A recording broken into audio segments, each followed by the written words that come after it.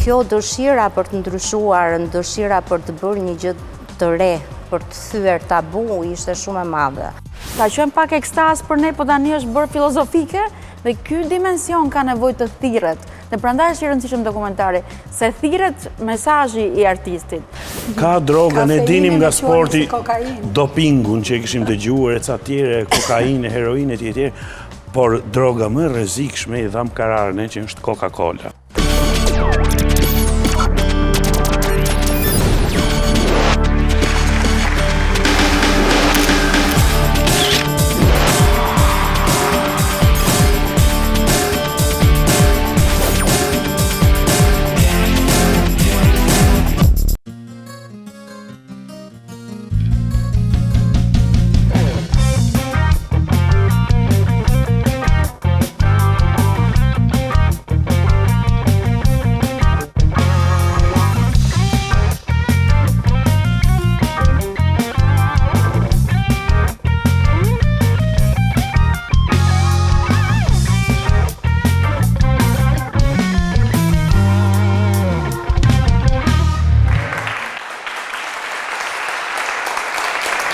Mirëmbrëma të gjithë dhe dashur miq, një përshëndetje shumë e madhe nga kanali T, nga kjo studio emisionit Thurje. Edhe një duar trokitje për t'i përshëndetur gjithë ato që po na ndjekin tani.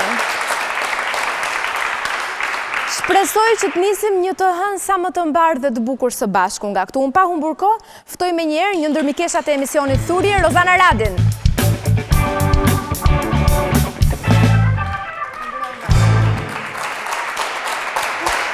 Rozi, mirëmbrëma, mirë se erdhe. Mirëmbrëma Jonita, mirë se gjeta, e bërë shumë e bukur. Faleminderit edhe ti. Faleminderit. Në fakt, mbase ndikon edhe muaji dhjetor, po, është kjo atmosfera e festave sepse jemi si më të relaksuar, nga që na presin festat, sigur presim na presin ca urime, ca durata, ca ushqime të mira, më vjen femra ato kur bëhemi bashkë, të fillojmë ato.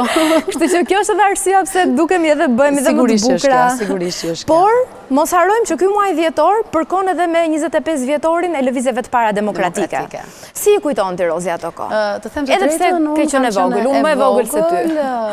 Por gjërat që më bajnë mend edhe më bajnë nga ime motër, sepse ime motër është më e madhe se unë, dhe gjërat që më janë atë memorien time edhe pse e vogël, kujtoj ato kambalet që filluan të vinin në mod në atë kohë. Që neve na pëlqejnë shumë edhe sot. Disja për ato kambare që i matë kishte mundësi në ato periudha të dilte jashtë dhe të mi blente. Kujtoj modelin e flokëve të fryra, kujtoj këmishat e babit që ne i vinim gjithmonë vata, sepse kishte dalë moda dhe babi sa herë i vishte i dilte nga një vatë këtu.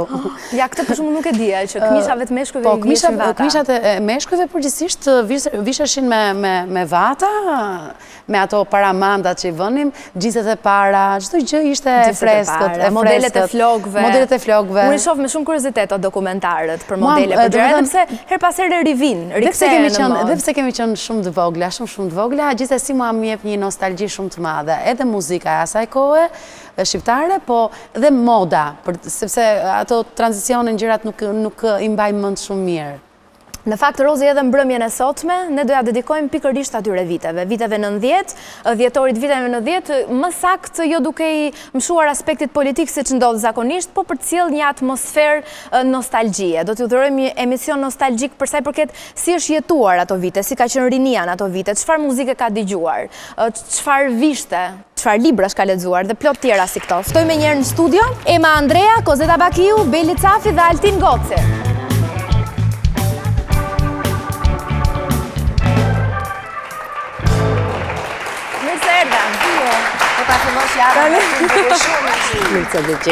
Mirë se erdhe Kozet, kënaqësi. Altin, mirë se erdhe. O, sa mirë, gjithmonë kam patur qef t'ulem aty. Gjithmonë. Mos i prish punë regjisore. Po mirë, këtë e ke kështu ullje tënden, apo kështu ke qenë edhe në vitet 90, kështu ullesha? Po, edhe kjo duke e çuditshme, kështu ngreja pa këmbën kështu, po dalë se po, këtu se duket sikur po bëjmë. Edhe në përgjithësi edhe kështu. Edhe në 90. Po, kam qenë e vogël, unë e kuptoj pse më keni thirrë, ose unë 5 vjeç. Edhe ti ke qenë e vogël. Ja, se bëj shaka.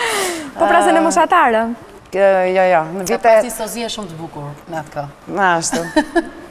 Ne që kemi mbaruar liceu, se kur më thirrojt atë po kujtoja. fundi viteve 80, që ishin vërtet vitet varfra, të paktën në lice ishin pak më tolerante. Mbaj mund të lexonim libra të cilat ishin të ndaluara. Të gjithë e dinin që i lexonin, por nuk është se në flokët i krihnim ndryshe, vishnim ndonjë bluzë pak më... Na thuaj ndonjë fjalë, por ka qenë pak më tolerante, ndoshta sepse ka qenë liceu. Po flasë për këto tabut e të meshme me cilat janë rritur... Ska qenë vetëm liceu, po liceu bënte një garë të madhe me gjute huaja, dhe ishte një parad mode pa parë, do më thënë atë ko, që garonin se kusht vishej më bukur, kusht ishte më... Po pse ndodhte kjo, nga që ishin afër, apo nga që ishin më të përzgjedhur? Po pra... Se ne gjimnazit konkuroshim me si motra tona. Ka pas gocat bukra, të dyja. Po, dhe ajo, por kanë qënë dhe mendoj fëmi intelektualësh, me familje në qik më të përzgjedhura, qik më ndryshe, jo si gjithë gjimnazet e tjera. Ishin me kokra, klasat ishin shumë të vogla, në përbërje, se nuk ishin të zaja nga 20 veta që ti... Ishin klasat, ishin 20 veta, ishte luksi madh. Përveç kësaj, Kozet, diferencës që mund të bënte liceu në atë kohë për një tolerim më shumë në veshje, apo si e kujton, zhëtë thot të ishe i ri në vitet 90, ti si e kujton ato kohë? Ishe me shumë pasion, kishe një energji të jashtëzakonshme për të ndryshuar diçka, për të ndryshuar ato që aty të kishte munguar, ose që ta kishin kufizuar gjërë në atë moment, ta kishin privuar, të kishin shtypur, dhe kështu që kjo dëshira për të ndryshuar, dëshira për të bërë një gjë të re, për të thyer tabu, ishte shumë e madhe. Dhe kjo gjë të bënte të ekspozoje ndryshe. Do më thënë, në qofë se nuk ishte lejuar fundi, mini fundi, gjërnat kohë, ti e vishje mini fundin për të thënë që shiko se unë, vajzat në përgjithësi, jo unë, po, thonin që unë e vesh mini fundin, po jam dhe vajze mirë, di dhe të mësoj, jam dhe mirë me mësime, do më thënë ishin shumë gjëra bashkë, që, por nuk jam, sepse po të visheshe një qikë ndryshe, në atë ko, sepse kanë qënë akoma jo koha moderne si që është tani, ishte një parti akoma, të kapnin brënda, të fusnin, mund të më rrifnin. Ka qënë morali i kohës dje, ka qënë morali pa identitet, ku njerëzit kishin të njëjtin identitet, si në veshje, si në sjellje. Si në arredimin e shtëpisë. Si çdo gjë ka qenë standarde, kështu që edhe këto detajet e vogla që sot, kur ja u tregojnë fëmijëve, i vjen për të qeshur, deri te materiali gjinsit apo ku di unë, për ne kanë qenë simbolet largëta të cilat simbolizonin rebelizmin. Qofte edhe ajo që thot Kozeta, qofte edhe një flok i prerë ndryshe, këto ishin shenjat e para me të cilat i mund të rebelohesh në ato vite, e di që është shumë pak, por radio të gjojë me kufizime, nuk ishte akoma e do flasim pak më vonë edhe si kanë ndikuar këto shenjat para të rebelizmit për më vonë.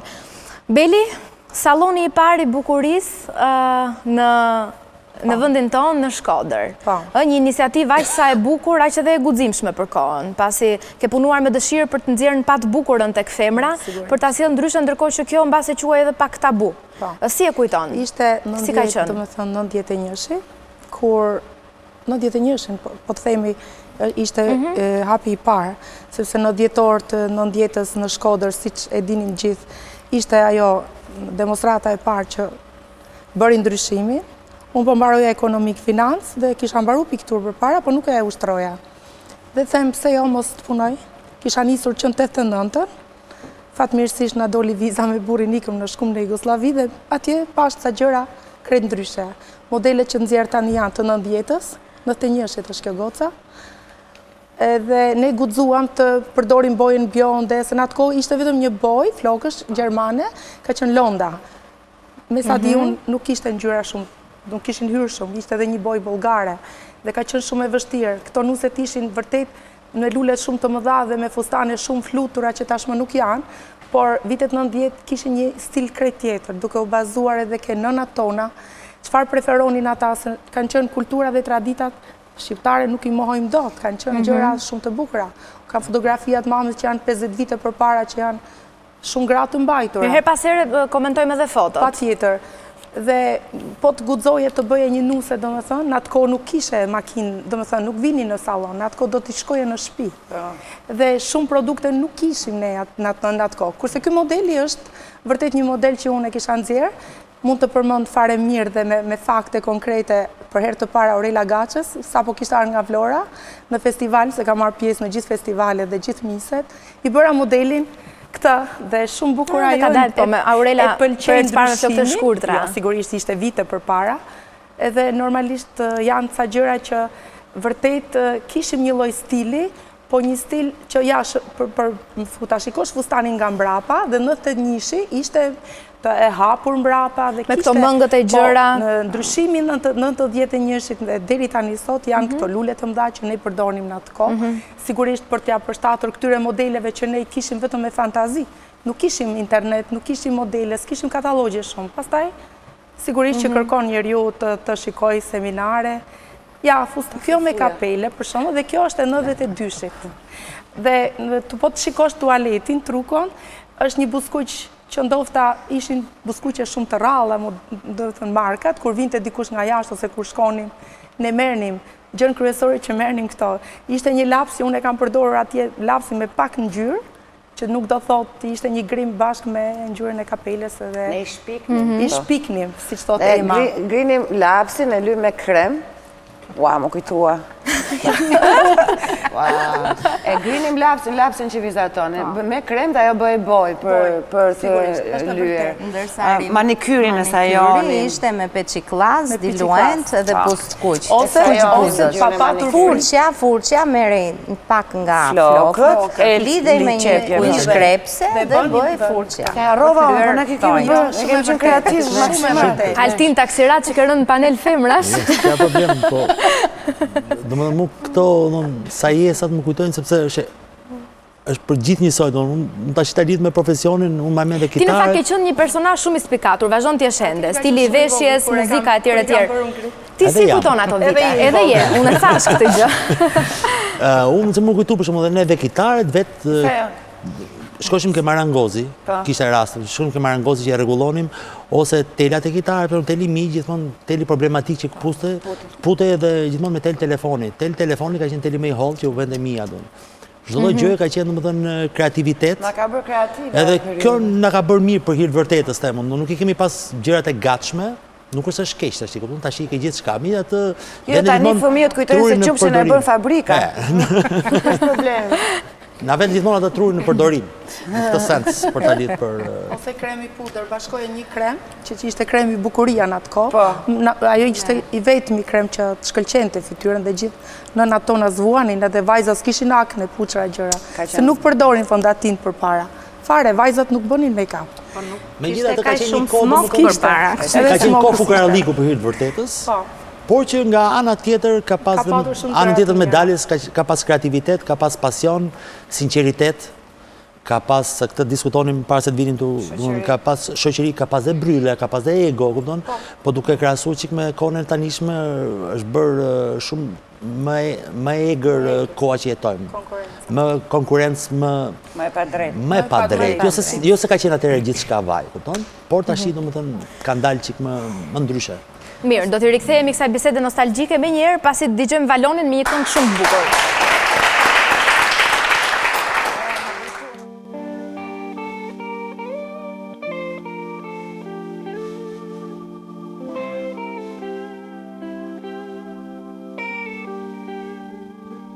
I have often told the stories about the way lived the life for the drifter, waiting for the day when I take your hand, sing songs. Maybe you will say, come lay with me and love me. Now you shouldn't stay, but I feel I'm going on. Now the songs that I have sung like a sound of the windmill going round. Yes, I'll always be a soldier of fortune.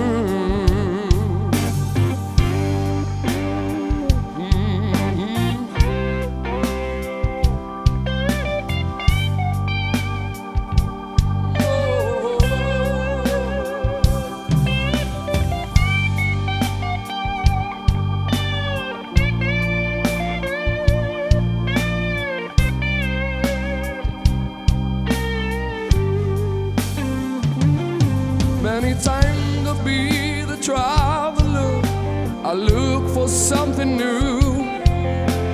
Days of old, tonight who cold, I wander without you.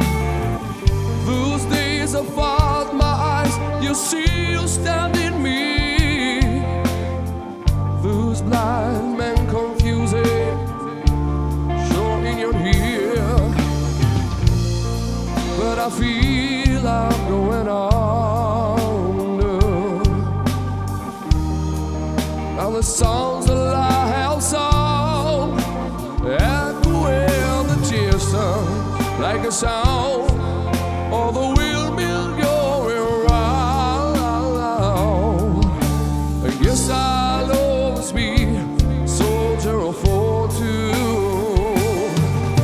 I can hear a sound of the windmill going round.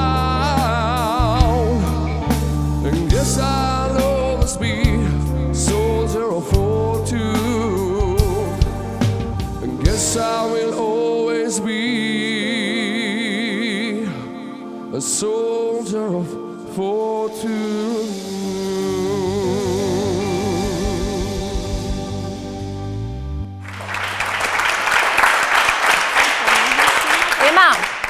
Jam kurioze të di si ndiqej moda në ato vite dhe ti për shembull si personazh, me qenë se edhe artiste në lice, le të themi, a e kishe më të vështirë të rebeloheshe, të vishe diçka ndryshe? Unë kisha disa revista që vishin të vjetra nga Amerika, por që unë nuk e kisha idenë e vitit. Pastaj më sollën ca rroba nga jashtë dhe aty ti kupton që mund t'jesh i lirshëm fantazi dhe kam qepur vetë. Dhe me thënë, unë nuk i kam qepur vetë, por i kam dhënë modelet vetë, këto pantalonat që janë tani me shumë gjepa deri këtu, atëherë ishte një gjë sikur çfarë ke bërë. Xhupi zi, po prapë me tilla gjëra, fundi gjatë, i hapur deri këtu, sa që krijoi problemi se më thoshin o turke, më thoshin në rrugë. I kam, kur kisha me copën e divanit, më duhet ta them edhe këtë, tepër copën e divanit dhe unë bëra fundin e gjatë. Në këtë sens, unë kam saju kur ajsa ishte e mundur, ose trikot që na e bënin mamat me shtiza, modelin e vizave se ku do shkonin dhe si do shkonin, atë e sajonim ne, ose një gjep të madh tek fundi, gjëra krejt për të mos t'i shku asaj që ishte rrym, por edhe shumë nuk mund të bëje, sepse kishe probleme të vërteta të rënda, jo probleme thjesht moralshme, kur që dikush mund thoshte pse u veshe kështu, ose probleme të shkonin pak më tutje, qofte edhe për një. Por unë në këto forma, në qoftë se mund quhet rebelim, kam sajuar veshjet e mia. Në këto lloj formash. Megjithatë Por me qenë veçantë, se ku e di atëherë çfarë është moda, mjafton të ishe i veçantë. Kishe gjëra ndryshe. Po, prije në i balluke vetë kështu. Po, shu bënim. Balluka me sapun, Gjithsesi Ema ti vazhdon të mbetesh e tillë me limon. Në njërë i kap të shiu rrugës, bëheshin gjithë shkum. Një pytje, nuk është dhe estetike, ndoshta për ta pyse po të diskutojnë dhe me kozetën. Ose si depiloheshin atë kohë? Me limon losh. Vetëm me limon e me sheqer. Me limon, sheqer, me dorez. Me dorez. Ama sa janë munduar ta bëjnë të formojë dhe nuk e kanë bërë dot se nuk e kanë bërë, më dilte gjithmonë keq. Dhe me shkrepse thotë kozeta. Për kuriozitet, me shkrepse. Këto nuk e di, po ne ishim në balet, ne duhet ta bënim. Po si me shkrepse? Me doreza infermierësh, shpërdimje. Me doreza është e përdorë të siç thotë Ema shumë, sepse ajo është kultë e vërtet dhe e linte lëkurën, domethënë kishte atë forcën e depilimit, po ishte djegje shkallës parë. Shumë jo nuk krijonte djegje, fatmirësisht. Besoj Altin për meshkujt ka qenë pak më e letë, se gjithçka rrotulloheshin modelet e flokëve, ato pardësyt e gjata, pantallonat, si ka qenë? S'kam arrit pardësyt normalisht, për mi edhe në qofë se do ta flokëve. fiksojmë pak, po flasim për vitet 90 e lartë, apo jo, sepse duke... Po flasim kryesisht për vitet 90. Të filluan avash edhe të vinin shumë... Mbas 90-s, po. Filluan avash, flasim për viteve të 10, vit 90, për këtë periudhë. Ko për gjithë njësoj, du më dhënë, në gjuhën këshu normal është me të sajume. Ideja du më dhënë që të paktën, ne kur kemi dalë për herë të parë, ne kemi dhënë koncertën e parë fare, kemi dhënë për Petroninin, për shkollën, nuk e kishim emrin, akoma rrit folk, e kishim Misi dhe Dashuri, ose Friendship and Love. Ato ëndra tona adoleshente, edhe sa kishim fillu të mësoshim kitaret, dishim 2-3 këngë, qoftë nga Beatles, një nga Dire Straits, dhe mbaj mend që me të sajume, thjesht vetëm ai qefi, pasioni, shkoshim në Pallat Kulturës, ku ka qenë Lat Kotani, ka qenë drejtori kësaj, edhe mi ishin vek Lat Borgj, luteshim aman, bëjmë prova, kështu, ka qenë nuk e di një pasion një jashtëzakonshëm.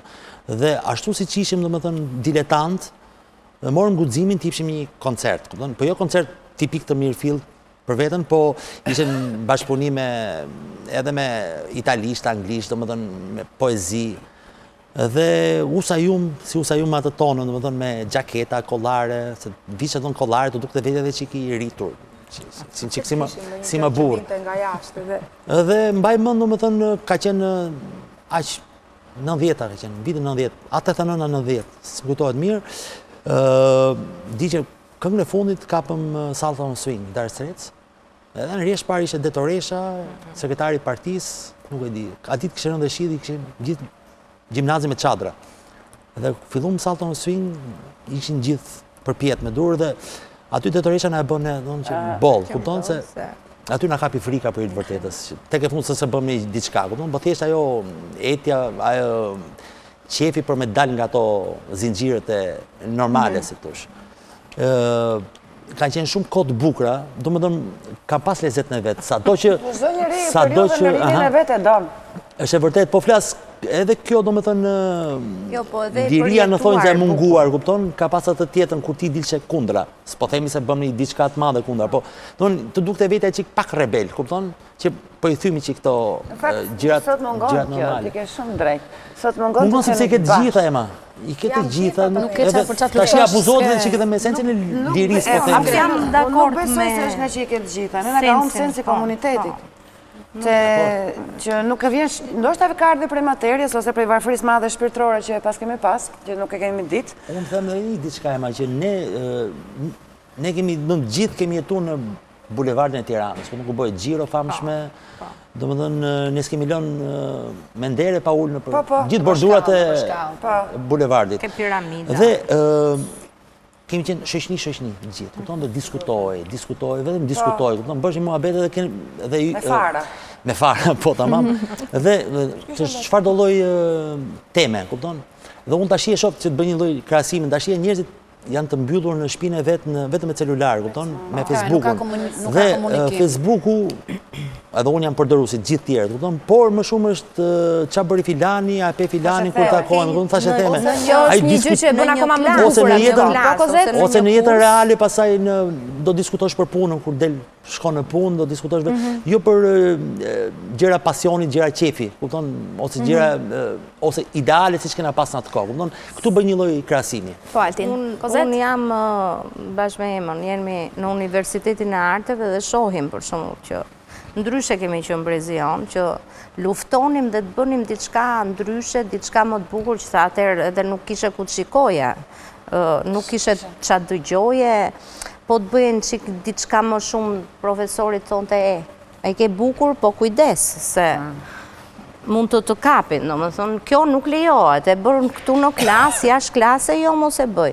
Ndërsa sot dhe komunikoni me njëri tjetrin, domethënë ne me partnerin provonim gjëra të cilat, se në atë kohë ishin edhe disa ushtrime për kërcimit që ishin të ndaluara, dhe ti nuk i bëje dot.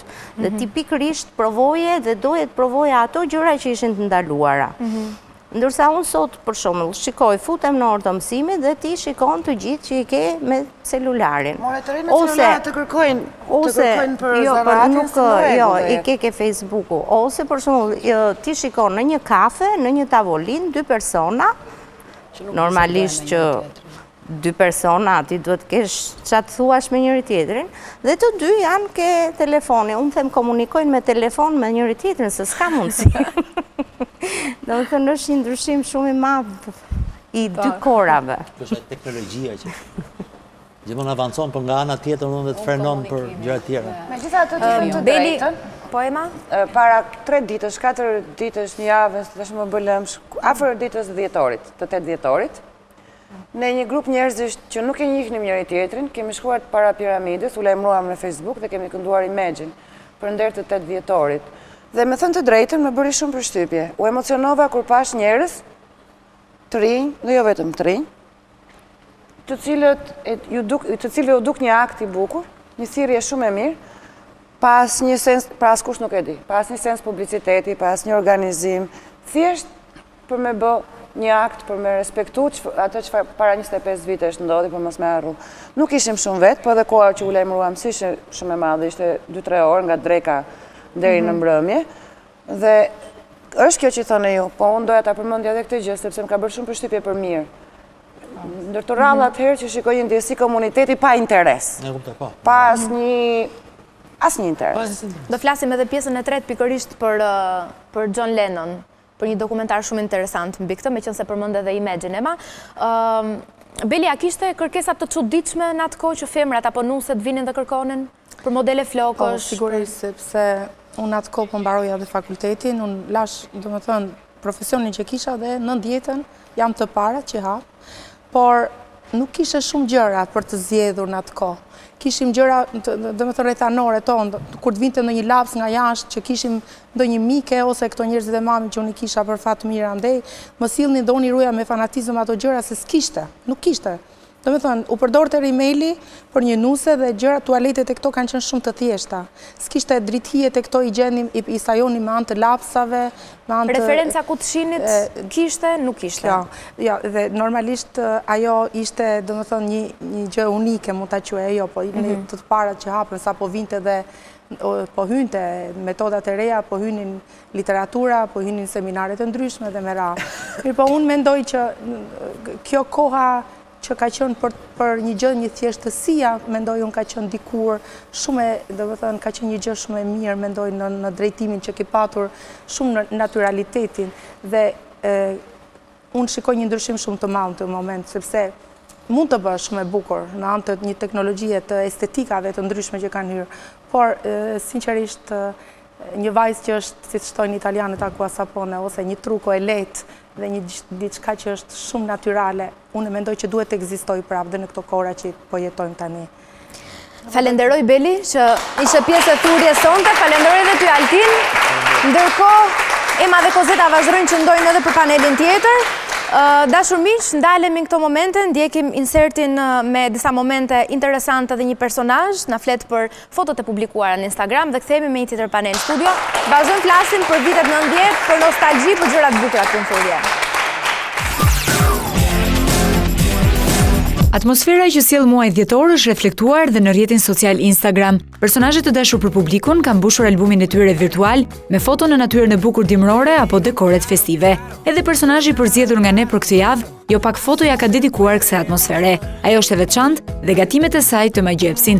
Foto plot ngjyra ku ndërthuret kaq bukur ushqimi me dekorin. E kemi fjalën për Dhurata Thanasin dhe faqen e saj mjaft të njohur në Instagram, Luge Argjend. Rreth pasionit të saj për gatimin, fotografit, aktivitetit të saj në Instagram dhe fotove të preferuara, ja se çfarë thën Dhurata për mikrofonin e thurjes. Unë jam Dhurata Thanasi, kam faqen Luge Argjend në Instagram dhe kjo faqe ka lindur gati 3 vjet para. Lindi thjesht si një dëshire miqësive dhe shoqërisime për të ndarë fotot me ta dhe gatimet që unë bëja, por më pas u kthye në një pasion dhe ku unë ndaja disa pasionet tjera të mia që janë fotografia dhe muzika dhe udhëtimet sigurisht. Më pëlqen shumë sepse në të njëjtën kohë, përveç se shihem edhe shoh të tjerë, kështu që ndaj dhe inspirohem apo frymëzohem nga shumë të tjerë që ndjek në Instagram. Në përgjithësi, botimet e mia ose postimet e mia në Instagram nuk janë të përditshme, varet nga ditët, ose varet edhe nga se si jam atë ditë, se si ndihem. Në përgjithësi janë gatime që unë i kam bërë kohë përpara ose ditë më përpara dhe i vendos një ditë caktuar dhe i lidh në përgjithësi edhe me ngjarjet të cilat ne kalojmë. Për shembull, fjala vjen kur përgatitemi për Pashkët, unë kam gatimet përparshme të fotografuara nga ana ime, i vendos apo për festat, apo më pëlqen shumë tradita shqiptare, kam për zemër shumë, sidomos historinë e pjatës, historinë e pjatës përfaqësuese, sidomos pjatat përfaqësuese të festave, riteve dhe krajinave. Më pëlqen jashtë mase dhe mundohem t'i shoqëroj dhe me pak histori në pjata, në mënyrë që kushdo më ndjek të njohë më shumë rreth pjatës dhe të informohet më shumë rreth historisë atij gatimi. Mundohem t'i shkruaj në 2 gjuhë, sepse kam shumë ndjekës, shumica e ndjekësve janë të huaj, edhe pse është një pjesë shqiptare. Dhe ribotohem ose ripostohem edhe në faqet ndryshme, siç janë faqet e Ballkanit apo faqet të ndryshme të kuzhinës italiane, të cilat duke njohur prezencën shqiptare në Itali, mundohen për të rritur shikimet e tyre, botojnë pjesë nga gatimet tona, por edhe për të njohur pak a shumë kuzhinën tonë apo mënyrën se si ne e jetojmë jetën nëpërmjet gatimit. Thjesht ndarje me shokët ose shoqet apo miq që ke në tavolinë dhe thjesht edhe historia që lind në tavolinë, dikush e pëlqen, dikush nuk e pëlqen, ose dikush sjell versionin e tij, është gjë shumë e bukur, sepse për mua para se të ham diçka, para se të bëhet diçka, të gatuhet diçka, është menduar për kë do gatuhet, si do gatuhet dhe në ç'moment moment do gatuhet. Kështu që është një diçka shumë e bukur që mua më tërheq jashtë mase. Po më pëlqen një nga fotot që ja kam dedikuar një mikes time, Lisenës. Është një kek shumë i thjeshtë që ndodhet këtu, mund ta shikoni, është ky këtu, është komplet pa vezë dhe e kam bërë komplet me fruta dhe me lule. Ja kam dedikuar asaj sepse është njeri shumë special për mua, është njeri shumë veçantë. Sigurisht pëlqen dhe të sjell dhe atmosferën e festave, në çdo fest para atyre unë mundohem të sjell gatimet ndryshme, kësaj radhe vura disa gatime me që shpeshherë viti i ri mbushet me këto drekat dhe darkat e ngarkuara me shumë kalori. Kësaj radhe u mundova të sjell një vit të ri ndryshe. Kam bërë rreth 13 receta që do t'i zbuloj më vonë, por i kam vënë këtu në Instagram për t'i tërhequr njerëzit. Vit të ri vegetarian, kështu që era e parë që prezantoj një lloj viti të ri ndryshe apo krishtlindje ndryshe, ku njerëzit apo ndjekësit e mi më vonë mund t'i shohin dhe mund t'i ndjekin në Instagram, po edhe në Facebook. Pasionet quhen pasione sepse lindin e nuk mbarojnë më kur, ato vdesin me ne, por sigurisht gatimi mbetet një ndër pasionet e mia dhe që nuk do shterm kur. Kushdo që të më ndjek, jam shumë e lumtur dhe sigurisht do të mundohem që ta justifikoj të ndjekurën nga ai apo nga ajo. Më pëlqen shumë t'i ndaj këto gjëra me njerëzit. Dhe faleminderit. Ka droga, ne dinim nga sporti dopingun që e kishim dëgjuar, e ca tjere, kokainë, heroinë e tjetër, por droga më rrezikshme i dham kararën që është Coca-Cola. Që sot si është puna, sot është thjesht konsum çdo gjë. Për ne atëherë gjinsi ishte rebelimi, e merrte tamam kuptimin, edhe pse ti e provon në një moshë shumë të madhe. Ta quajmë pak ekstaz për ne, po tani është bërë filozofike dhe ky dimension ka nevojë të thirret. Dhe prandaj është i rëndësishëm dokumentari, se thirret mesazhi i artistit.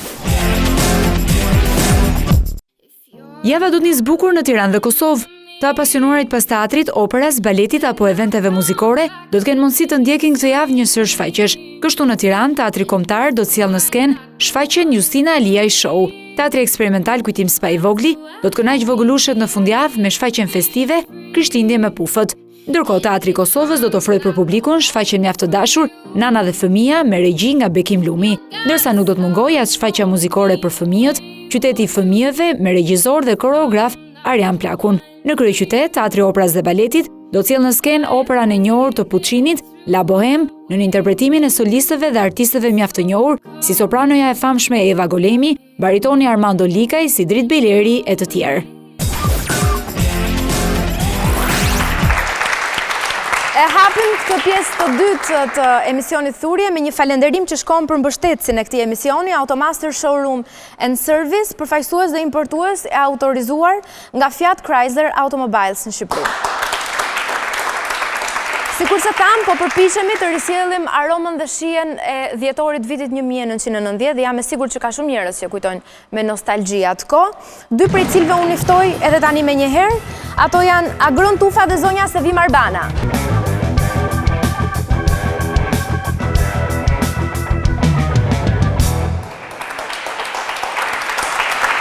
Mirëmbrëma, mirë se erdhët. Kënaqësi, mirësujgje. Le të vazhdojmë zonja Sevim dhe t'i rrim besnike sërish kësaj atmosferës së dhjetorit të viteve 90. Ju si e kujtoni, atë atmosferë që i parapriu dhe shumë lëvizjeve demokratike? Unë e kujtoj se atë ditë kur ka filluar lëvizja, unë kam pësuar një vdekje klinike, kështu që ishte e para vdekje klinike në jetën time, nga emocionet e tepërta. Kjo është sa për ta filluar bisedën, por natyrisht kemi përjetuar si gjithë njerëzit në Shqipëri, sidomos tirancit, ne punonjësit që ishim gjysmë art, gjysmë jo realitet. Unë punoja në atë kohë në Shtëpinë Botuese në Infrashtë, në redaksinë e poezisë, isha kritike letrare dhe redaktore. Dhe më duk sikur u shëm bota dhe po linte një botë e re, të cilën vetëm në ëndra ishim parë. Me thëmë ishte një ëndër shumë e bukur. Dhe ditët që nga dhjetori i 90-s deri në krijimin e Partisë Demokratike që përkon në mos gaboj kur fitoi Partia Demokratike ka qenë marsi 92-shit, ishin ditë aq të bukura që besoj që askush nuk do t'i harroj. Paktën ne si popull që ndëronim një sistem tjetër. Po nëse flasim për atmosferën pikërisht para, fundi viteve të 10 dhe deri në dhjetor, ishin vite që ne të gjithë shanim më lirisht se të tjerët. Do me thënë ishte sharja, ishte bërkshu, nuk ishte më aq e fshet, nuk shaje me autoparlant, por shaje në ato grupet më të zgjeruara, kishte kaluar 1 ose 2 miq. Po në punë e para gjë që bënim, kjo ishte të shaje sistemin, të shaje njerëzit që të drejtonin. Mungesa, po, këtë doja të thoja, ishte munges totale në çdo gjë. Do me thënë, kemi, nëse do shkojmë vite për para, në 81-shin që fillon tufzimi, i famshëm, tufzohen, fshati, kaloi një ankth të tmerrshëm dhe një periudhë që unë nuk ka pengë që ta përshkruaj. Fshatarët në vend të lopëve dhe pulave filluan të mbajnë lepuj. Dhe mua më kujtojnë në atë kohë punoja në fshatin Tapis, sa kisha mbaruar për letërsi, dhe fshatarët do me thënë ishin të telefosur se lepuri të shkatronte, donte një hambar me barë dhe ishte lepur, dhe asgjë tjetër. Dhe fshatarët mbanin radhë për të blerë qumshin dhe kjo filloi shkatrimin total të gjitha mungesave ushqimore dhe ne nuk kishim më çfarë të hanim. Unë atë kohë kisha pak luksin duke qenë në fshat, kish ngelur në një gjë vogël dhe më kujtohet në Naime, unë çdo ditë vija me trajse nga shkolla që kisha dhe këtë takoja të parin sa zbrisja nga autobusi, a jipsha gjithë gjërat. Dhe në Naime që më thonte, po mirë më të ranë shpatullat, pak të mos merë. Do me thënë ishte vërtet ne që kemi lindur fëmit në atë kohë në vitet 80, ka qenë një tmerë, nuk ishte do me thënë qëroni mollën, që me zi e gjenim dhe lëkurat ja anim vetë. Kjo ka qenë, me thënë që s'ka koment. Ka qenë ekstremi, se tregon dot. Ekstremi, do me thënë... Kafja ishte me tollon. Kur flitet sot njerës që ka nostalgji për atë ko, unë them, nuk e di çfarë nostalgjie.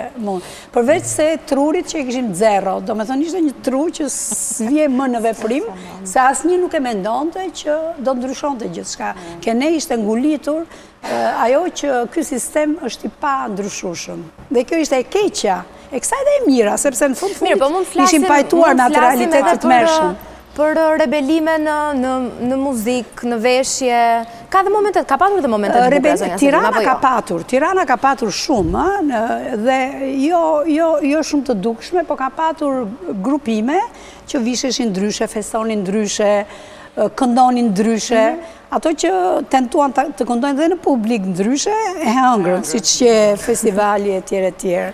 Do me thënë, dhe ishin shumë e gisht, dhe në atë kohë të dukeshin si UFO, për shumë Justin Ali, ai nuk bënda asgjë më tepër se sa mund bëj një artiste talentuar. Një artiste, sepse artistin në fundit nuk është turm. Dhe artistin, kur ishi vërtet, nuk mund ta gjykosh. Nuk mund ta gjykosh, mund ta gjykosh vetëm për artin, po jo për veshjen, për, nuk e di, për performancat, për fjalët, për mesazhet që jep. Nuk mundet, duhet ta tolerosh përveç artit që ai të jep, sepse të jep një gjë shumë. Marrim dhe mendimin e zotit Agron, duke u fokusuar mbase pak më shumë edhe tek ato momente shoqërore, artistike, kulturore apo aktivitetet cilat në atë kohë ishin domethënse dhe ndikuan edhe për mëtej.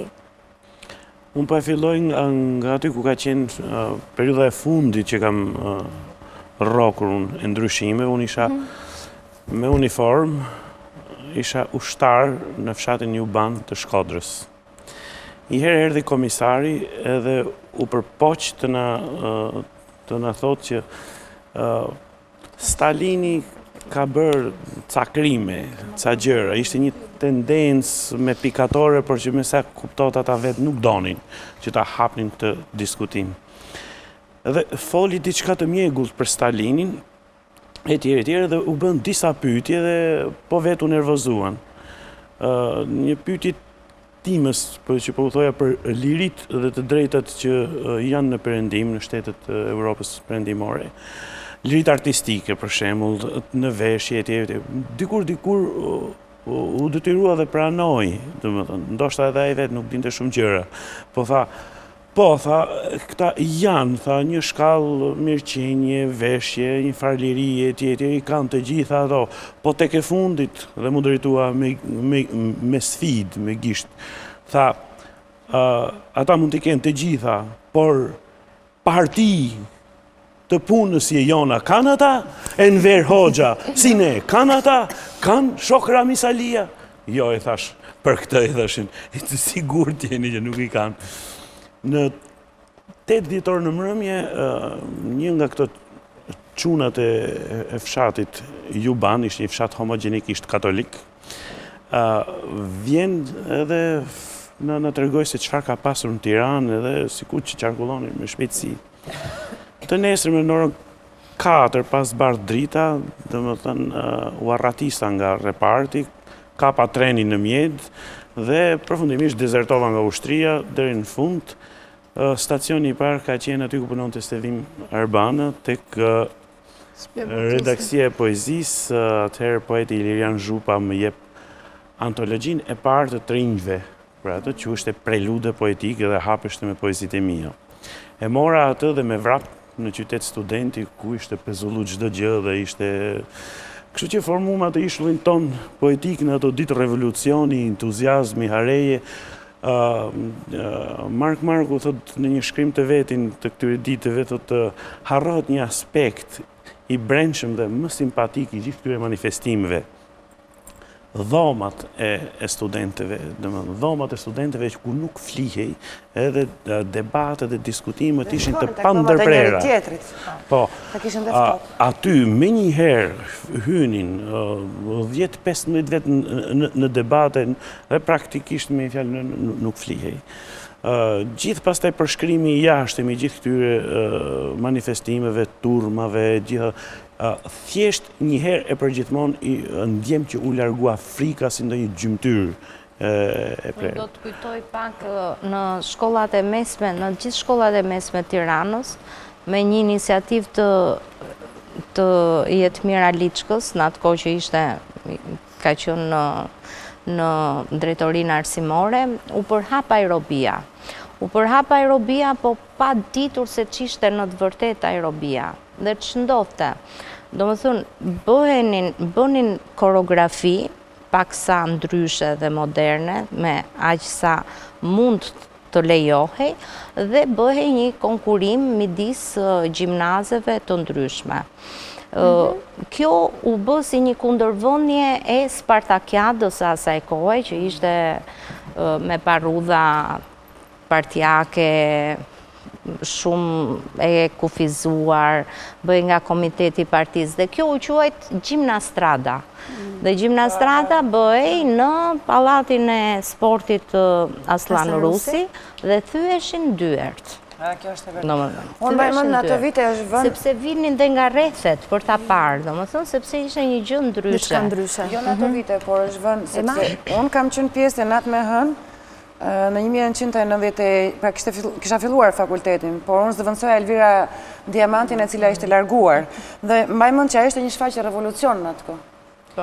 Dhe në atë shfaqje, edhe nga ana estetike, po ishte shumë shfaqje politike, edhe sepse dhe teatri tani kombëtar, teatri popullor atë ka qenë një vatër. Ishte Kujtim Hoxholli, ishte Skënder, Graniti, unë isha si koreografe, po merja pjesë me shkollën e baletit, dhe shkolla baletit nuk ishte në konkurim, pasi ishin profesionist, quheshin profesionist, dhe mbaj mend që kishte edhe numra nga teatri, operës dhe baletit, sepse aq u përhap.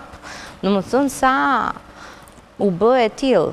Po fillimet e para, domethënë mbaj mend që vinin nga komiteti i partisë në atë kohë, sekretari, dhe pyeste, po mirë, pse e ke bërë këtë lëvizjen kështu? Dhe ti duhet gjeja arsyen. Kjo është para 90-s. Në 90-ën grupi më i mirë e aerobis, domethënë shkoi në Moskë për të marrë pjesë, dhe aty u kuptua se ç'ishte aerobia, dhe erdhën me një frym tjetër pastaj që përhapën. Ka qenë një ajër i gjithë. Kjo ishte ajër i vërtetë, ishin gjëra që njerëzit besonin, donin t'i bënin dhe me pasion. Ndikonin shumë. Në shtator të 89-s kishin ardhur sa të afërm një shoku ton, në ushtri Paulinit, i sollën një shishe Coca-Cola, e cila kishte ardhur 14 ditë nga aeroporti pas kontrollit. I vllai i ja dha dhe ky e fshehun në bibliotekën e kisha unë Chelsea. Edhe më thot, shiko, thot Agron, droga, thot, se po diskutojmë ne, më fal, Coca-Cola është drogë? Ishte një slogan jemi. Edhe unë tani se isha me i diqmi prej gjithë të tjerëve, thash, dëgjoni këtu. Ka droga, ne dinim nga sporti dopingun që e kishim dëgjuar, e ca tjere, kokainë, heroinë e tjetër, por droga më rrezikshme i dham kararën që është Coca-Cola. Dhe kështu, ne u vumë roje, vendosim që ta provojmë, ishin ca mullar në skajt repartit, dhe u vumë roje, komandantit, komisarit, gjithë oficerave që ishin, 3 postobloqi rojësh, dhe më në fund, i 3 prej nesh do të provonin Coca-Cola. Të drogë ka ishte rrezikshme. E hapëm atë dhe zgudzon të askush që ta piste, mendonim se do fluturojmë. Dhe ma afroj mu, ti di gjitha ke lexuar, ke parë, ka shu, ti du të provosh. Jo, i the mu, Coca-Colën ta kanë sjell, ti provoj e ti. I treti thoshte, unë nuk do ta provoj, sepse unë do jem ai që do ju ndihmoj ju dyve. Kështu më në fund e provova, dhe vërtet prisja që ndodh diçka. Si është, të pak si jaran qatë, kështu dhe më tonë po me fort, e tjerë. Dhe pasaj u vendosnin në shishet e Coca-Colës në bufe. Piu dhe ky, pas të piu disa glënjë, kam tha, ka ndo një efekt, nuk e ditem, do të ngrihemi si për të fluturojmë, nuk e ditem. Po ty si të duket, ja ti më dukesh dym, thoshte po.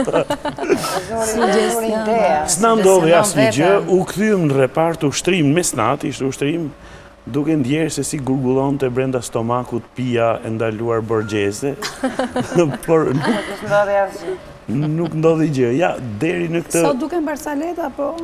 Janë të vërtetë. Gjinset për herë të parë që ti krisnin pantalon. Gjinset atletë. Kam banë Dema duke veshur gjinset i për herë të parë? Po, kam qenë shkollë lartë, pra kishte ardhur në 90-ta. Po jo, në 91 kanë dalë atletet e para në Tiranë, ke 21 dhjetori, unë baj mend që isha në shtëpinë botuese. Dhe ka qenë një radhë, po njerëzit janë vrarë për atletet. Mua më kishin ardhur nga jashtë. Këtë nuk e harroj.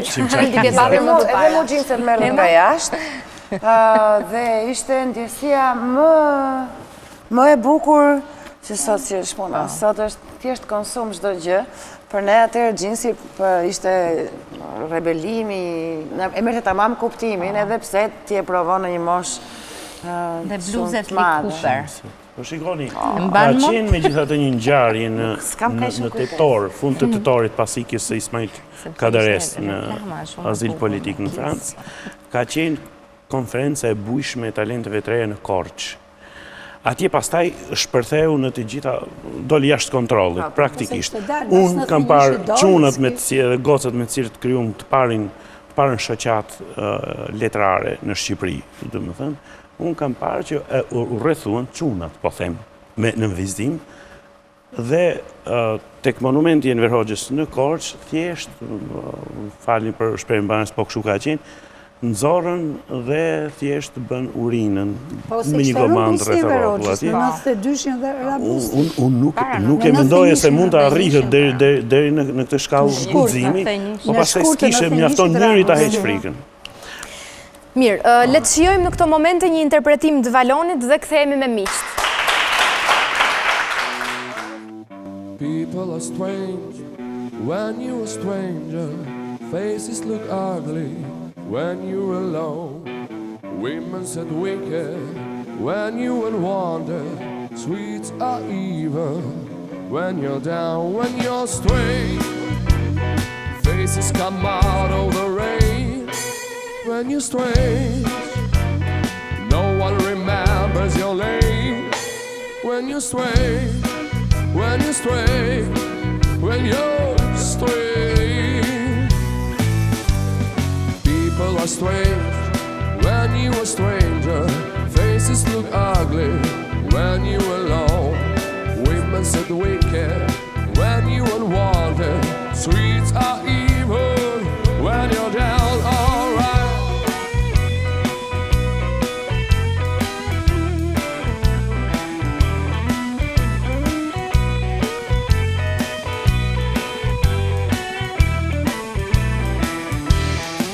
When you're strange, faces come out of the rain. When you're strange, no one remembers your name. When you're strange, when you're strange, when you're strange, yeah.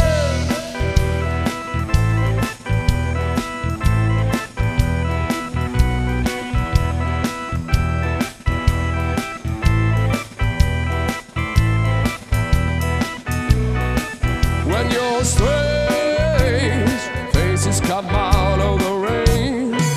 When you're strange, no one remembers your name. When you're strange, when you're strange, when you're strange.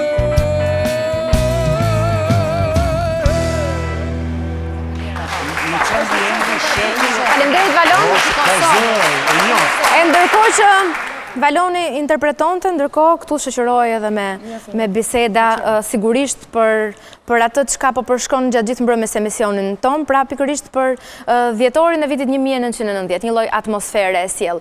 Jam kurioze zonja se vim të di, a lexoi më shumë në atë kohë se ç'lexoi sot, edhe nëse po, çfarë letërsie preferoi? Natyrisht që lexoi shumë dhe vetëm lexoi, sepse ishte e vetmja gjë që ti kishe të kundur që mund të zgjidhje. Edhe ata e kishe shumë të vështirë. Ne për shembull në shtëpinë botuese lexonim, kishim fatin që lexonim libra siç e kishin shkruar shkrimtarët, sepse dhe aty fillonte krahasitja. Priteshin skenat e dashurisë, priteshin skenat intime, domethënë romanet që dilnin në treg për fat keq ishin të gjymtuar të gjithë, censuruar. Por në mas lexoj shumë libra qarkullonin. Unë nuk kam punuar në atë dhe prerit I bënin më maestrot, jo ne, se ne ishim prap njerëz të dyshim, po vetëm lexoj. Televizori, edhe televizorës kishin shumë njerëz, kishim kanoqet e famshme, që e din të gjithë, që lidheshin, ishte një aparat i bërë vetë nga burrat, i sajuar, që shihnim Italinë. A kishte një letërsi të preferuar të kohës?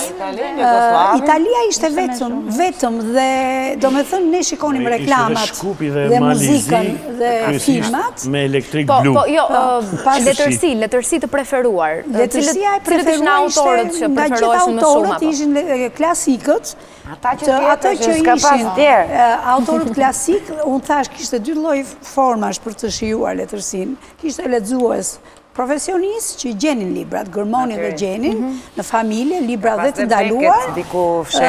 Nga 88 deri në 90 filloi dhe letërsia Realizmi magjik, një çik të botoj, Marquesi, këto Coelho, filluan një çik po edhe ato unë kur kam lexuar Autostradat e Jugut në 89 më ka lënë shumë bresa.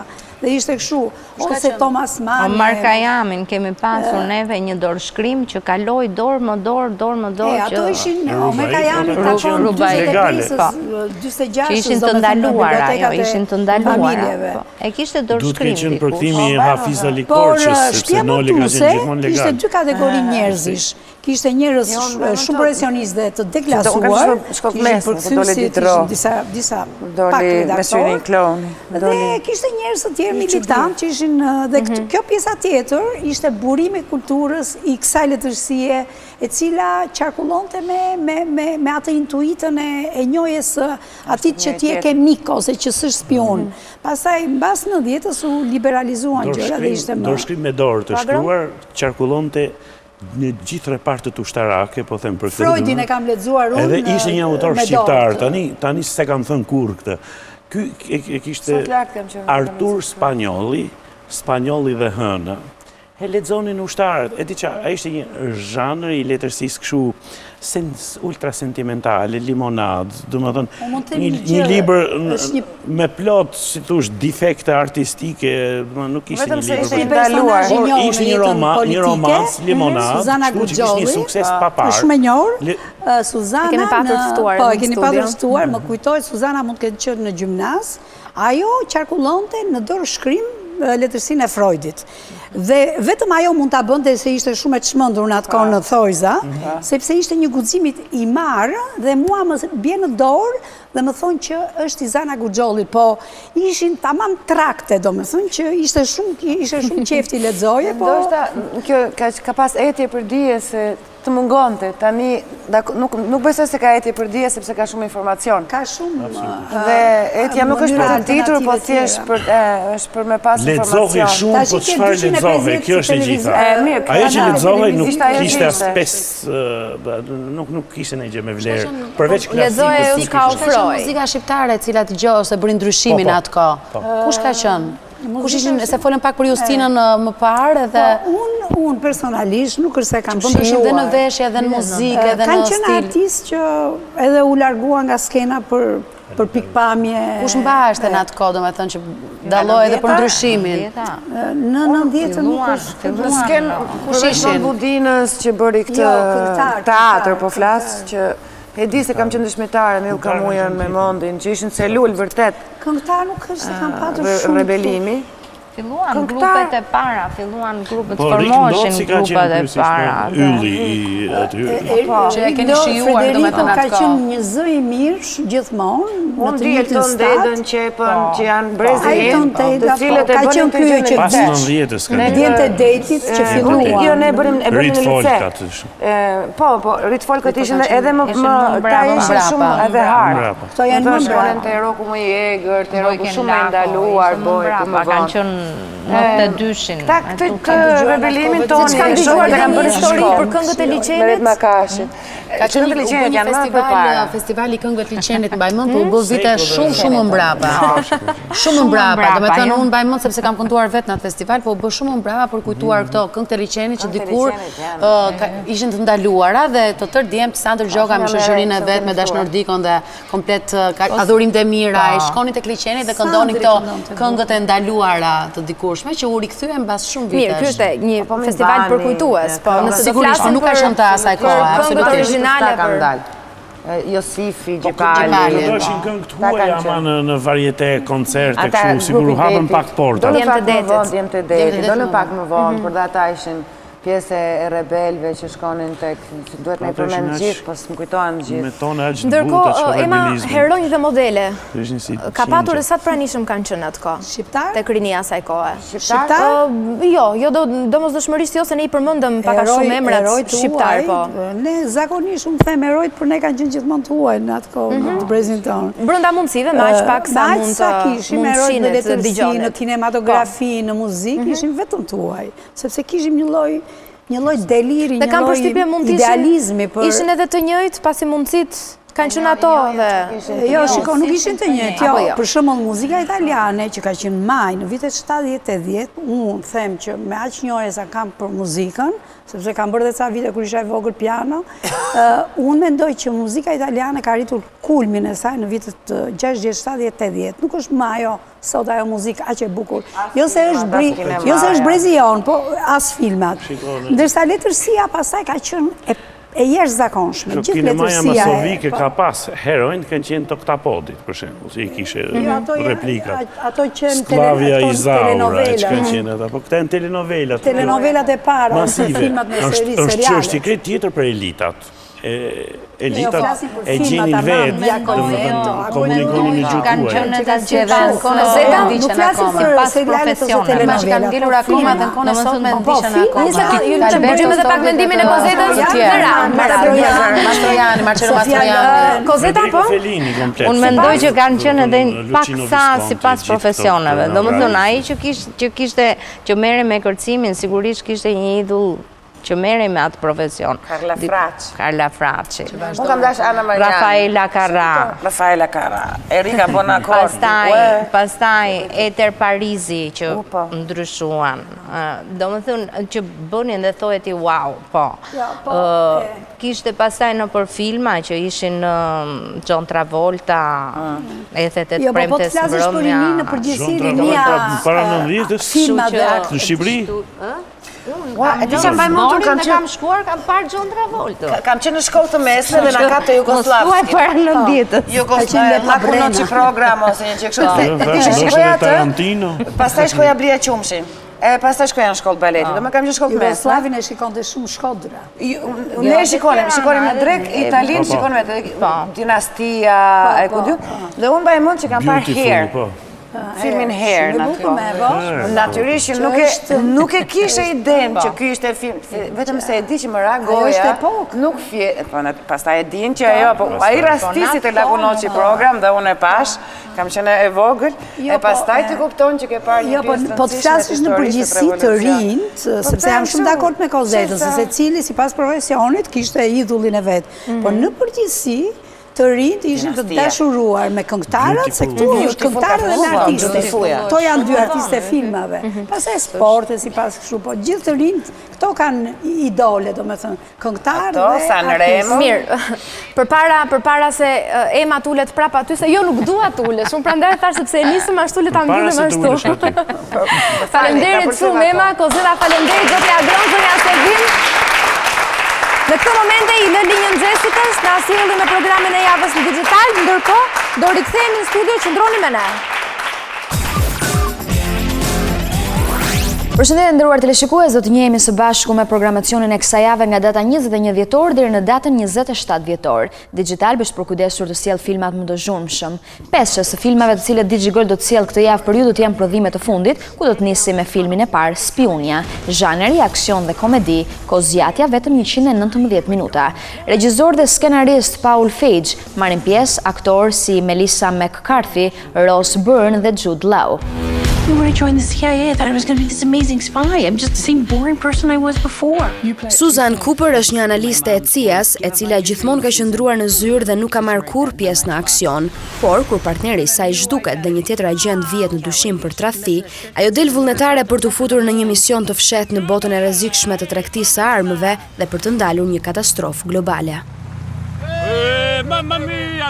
Filmi i dytë vjen Terminatori 5 Gjeneza, aksion dhe aventur, kozgjatja 126 minuta. Regjizor Alan Taylor, marrin pjesë aktorë si Arnold Schwarzenegger, Jason Clarke dhe Emilia Clarke. If we die tonight, Kur John Connor, lideri i rezistencës njerëzore, dërgon Carl Rizzi në vitin 1984 për të mbrojtur Sarah Connorin, disa ngjarje të paparashikuara krijojnë një frakturë në kohë. Tani Kyle e gjen veten në një version të panjohur të së kaluarës, ku do t'i duhet të përballet me armiq të rinj, aleat të pazakon dhe një mision të ri të rregullojë të ardhmen.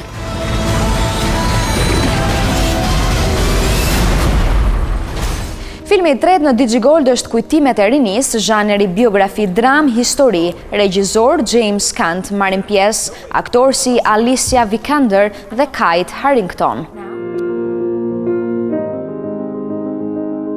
Wordsworth, Shelley. Një histori e fuqishme dashurie, lufte dhe kujtimi, bazuar në autobiografinë e Vera Brittain gjatë luftës së parë botërore, që është shndërruar në një dëshmi klasike të asaj lufte nga këndvështrimi i një gruaje.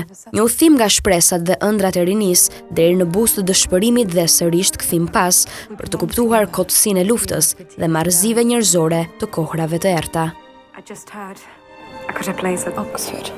we were born to make a mark in the world.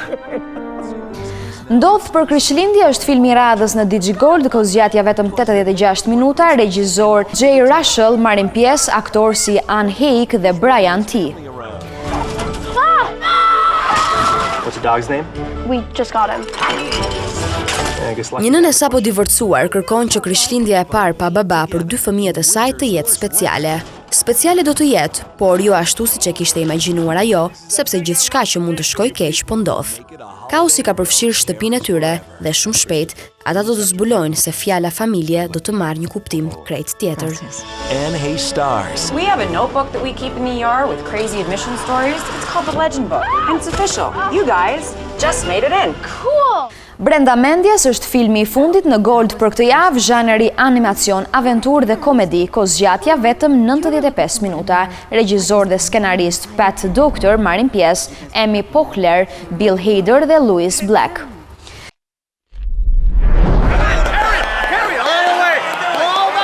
Riley është një vajzë e lumtur 11 vjeçare, por bota e saj kthehet përmbys kur bashkë me familjen ajo shpërngulet në një qytet të ri.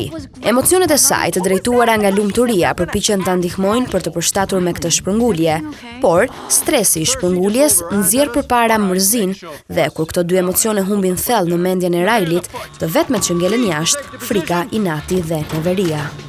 Ready to launch on your command, sir. Just shut up! Kalojmë tani në DJ Autori, do të keni mundësi të ndiqni këtë javë filma si Jeta është e mrekullueshme, ditën e njëjtën në orën 21, datë 24 dhjetor në Film Autor. Përgjithmonë Elisa, ditën e premte në orën 21 në datën 25 dhjetor, fituesit çmimit Oscar. Dhe filmi i fundit në Autor vjen Selma, rruga drejt lirisë, e diel në orën 21, datë 27 dhjetor. Cannot wait. You got one big issue, I got 101. Film hit sjell në ekran këtë javë, Protokolli i mbijetesës, ditën e në orën 21. Bowie Ford do të transmetohet ditën e martë në orën 21 në datë 22 dhjetor. Krishtlindje të jashtëzakonshme ditën e njëjtën në orën 21 dhe filmi i fundit për këtë javë do të jetë Hirushja ditën e premte po në orën 21. Have courage and be kind. Në kanalin Thriller do të ndiqni 4 filma të rinj këtë javë. E ftohtë vjen nata ditën e hënë në orën 21.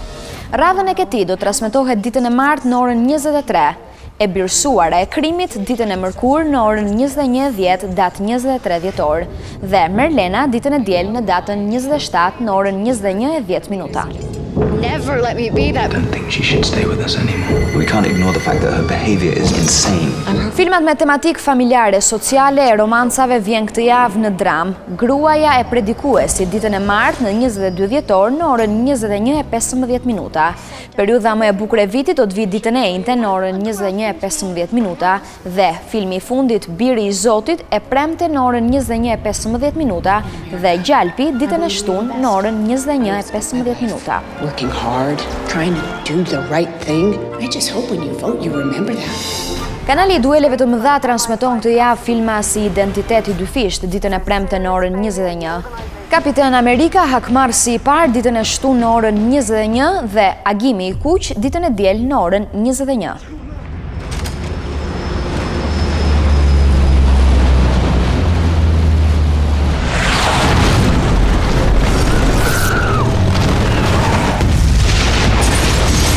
Filmat më të arrirë komik do të ndiqni këtë javë 4 filma në kanalin Komedi. Krishtlindje 91 ditën e hënë në orën 21:30, komedi italiane, Krishtlindje me Haroldin dhe Kumarin ditën e mërkurë në orën 23 dhjetor. Njëri nga të dy ditën e shtunë në datën 26 dhjetor në orën 21:30 do të keni mundësinë të ndiqni këtë film dhe filmi i fundit Heroi i Kafshëve ditën e diel me datë 27 dhjetor në orën 21:30. Griffin, we need to talk. Nderuar teleshikues, ky pra ishte edhe programacioni i kësaj jave në digital. Unë ju falenderoj për vëmendjen tuaj, bashkë mirupafshim. Përmbledhje e jetës dhe e veprës së këtij muzikanti dhe heroi, të themi, të kohës tonë.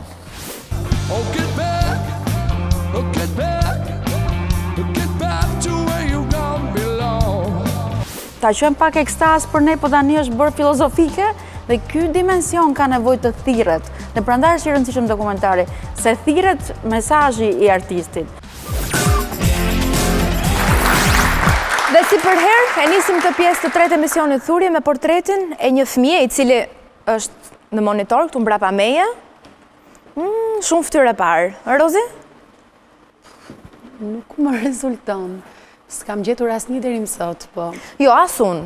Asun, as publiku nuk kemi gjetur asnjëri. Po nuk e di pse po më krijon një fytyrë shumë familjare, si Bjond, që ka dhe Bjond. Po, fotografia është bardhë dhe zi, po duket pak si Bjond. Mashkull, sigurisht. Kam përshtypjen që duhet të jetë ndonjë aktor. Aktor. Kam përshtypjen, nuk e di, nuk jam e sigurt. Duket aktore, se të vegjël. Publiku ka ndonjë ide? Piro Çako. Jo, tha njëri Bujar Qamili. Bujar Qamili. Mirë shumë. Po mirë atëre, le ta zbulojmë cili është personazhi në foto.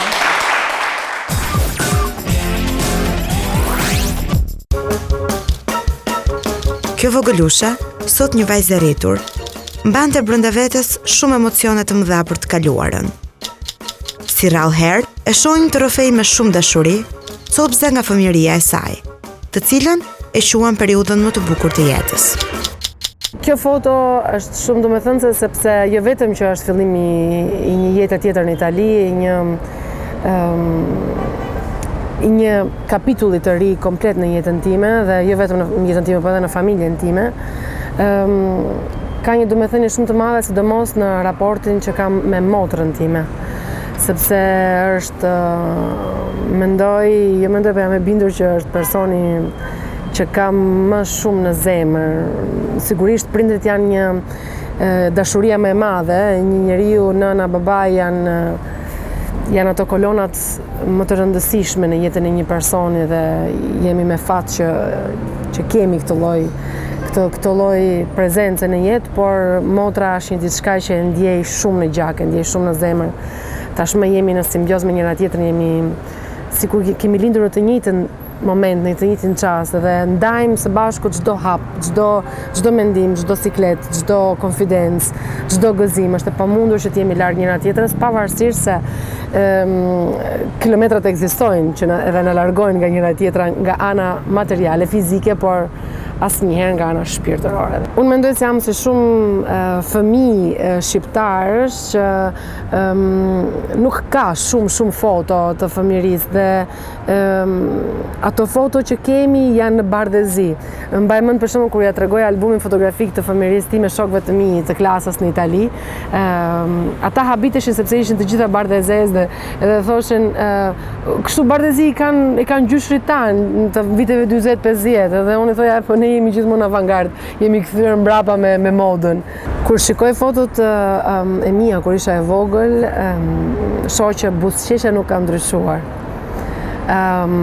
Shoh që kam atë dashuri për jetën, dashuri dashuria dhe kurioziteti që kam për të zbuluar gjëra të reja dhe për ta vënë veten gjithmonë në provë në gjëra që edhe nuk më përkasin shpeshherë.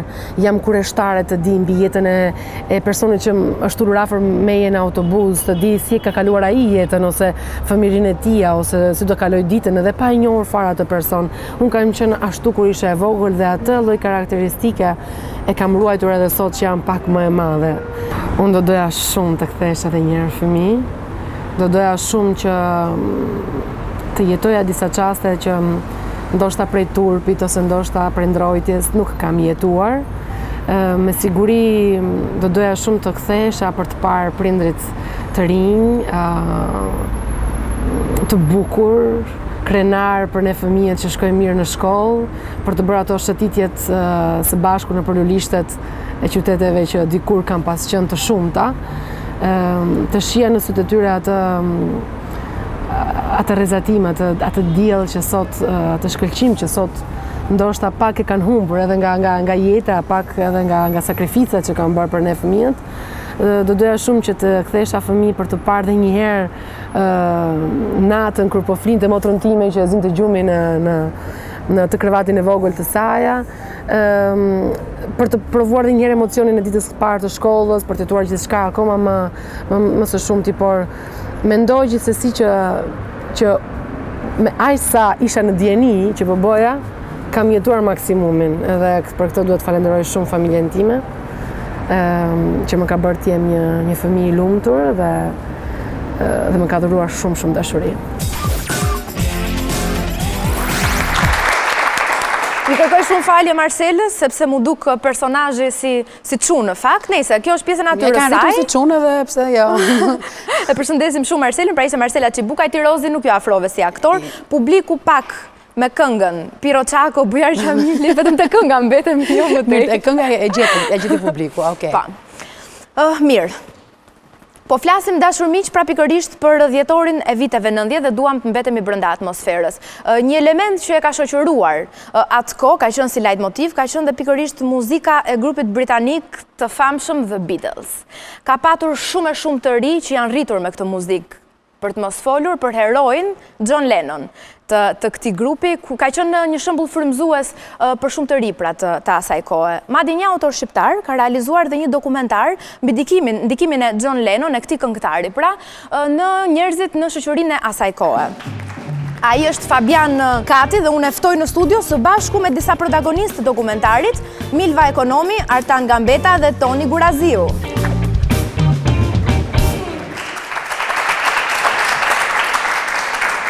Mirëmbrëma të gjithëve, mirë se erdhët sonte në thurje. Keni ardhur Fabian për një realizim shumë interesant, meqense dhe ne jemi pranë atmosferën e viteve 90, sikurse dhe thash, John Lennon dhe të mëdhejt The Beatles kanë qenë frymëzim në atë kohë. Na flit diçka më shumë mbi këtë dokumentar. Ky është një dokumentar që na njeh, themi në një mënyrë që më të strukturuar me jetën e John Lennonit dhe kalon në faza, është një dokumentar i cili kalon në gjithë fazat e jetës së tij dhe i paraqitet publikut shqiptar. Është bërë në një mënyrë të tillë për ekzigjencën që unë mendoj që ekziston për publikun shqiptar, i cili në atë kohë e kishte të ndaluar, të ndiqte rrjedhën e ngjarjeve. Pra, është një përmbledhje jetës dhe veprës së këtij muzikanti dhe heroi, të themi, të kohës tonë.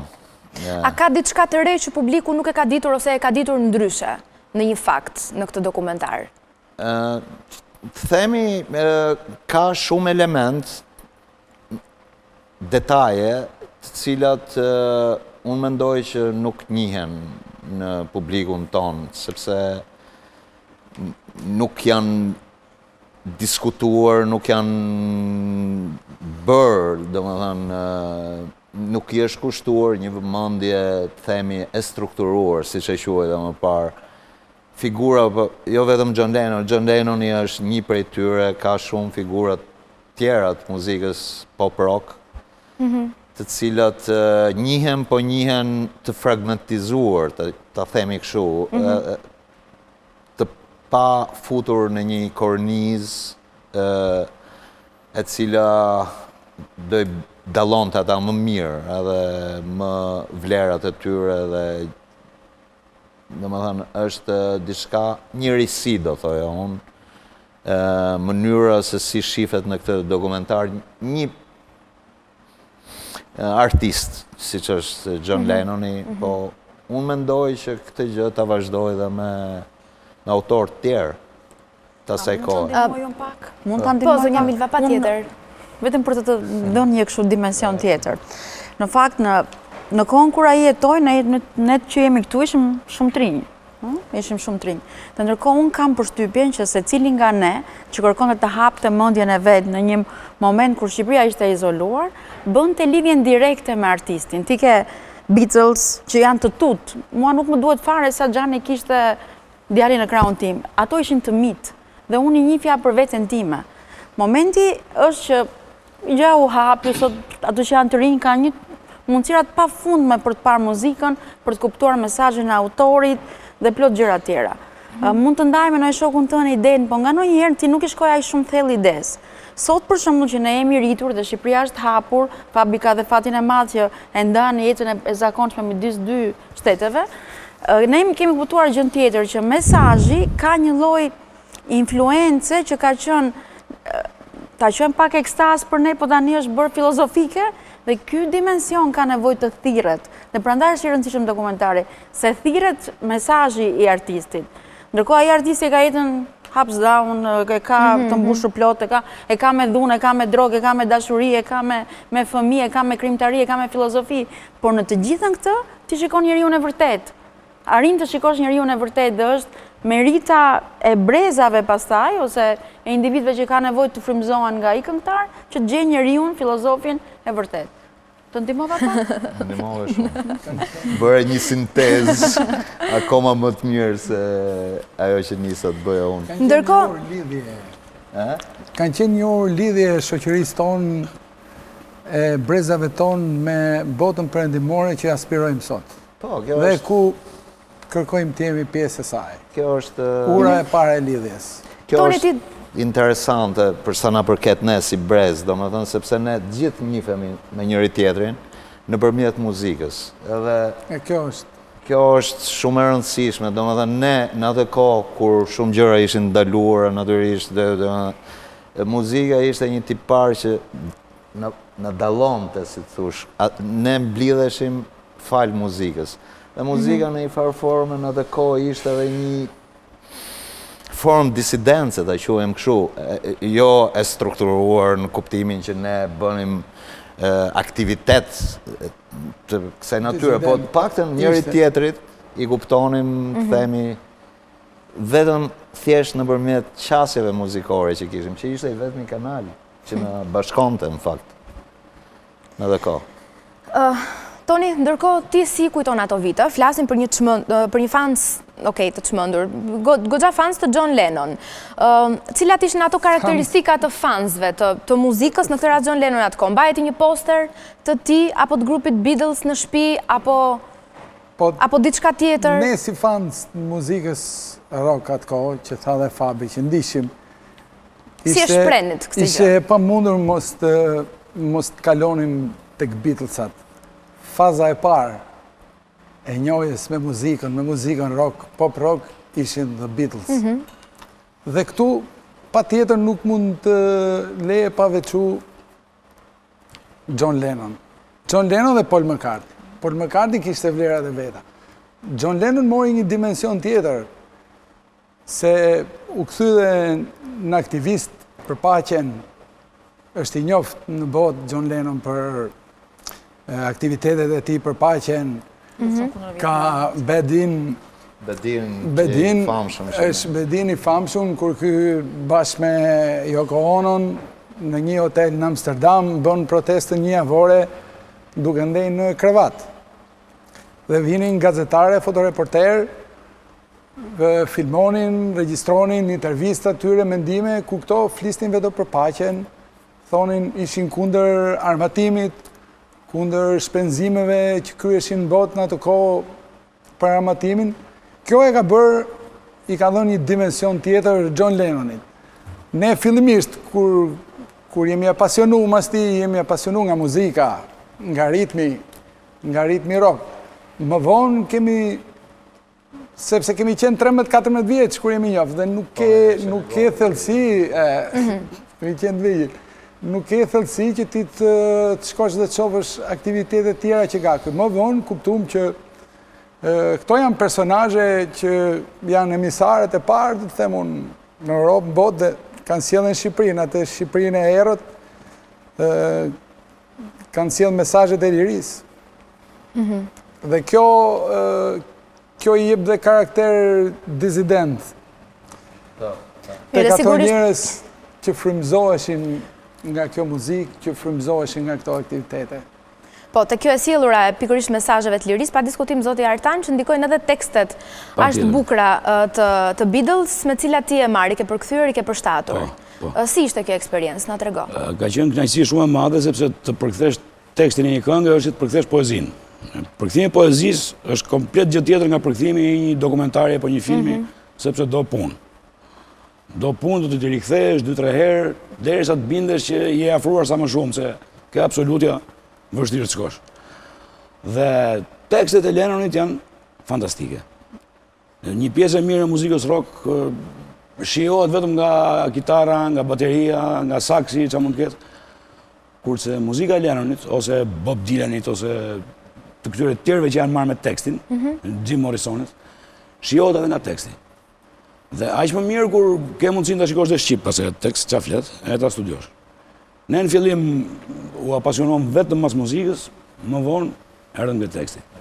Edhe mua sot më dha mundësia që ta përkthej. Edhe ishte kënaqësi.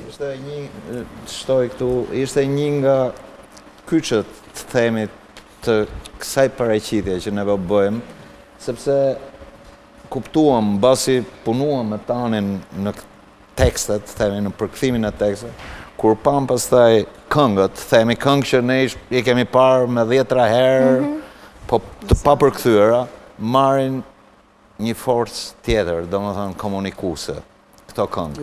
Kur janë më të drejtë për drejta për atë që është solo. Janë të periudhës solo karrierë që ka John Lennon. Mbas Beatles, mbas vitit 70, me Plastic Ono Band, filloi Give Peace a Chance, është 2 rreshta vetëm. Është himni që përsëriten 50 herë. Të gjithë pacifistëve sot në botë. Të magjepse. Me 2 rreshta. Mirë, le të mbetemi edhe ne në këto momente tek pak muzikë dhe ndjekim Valonin.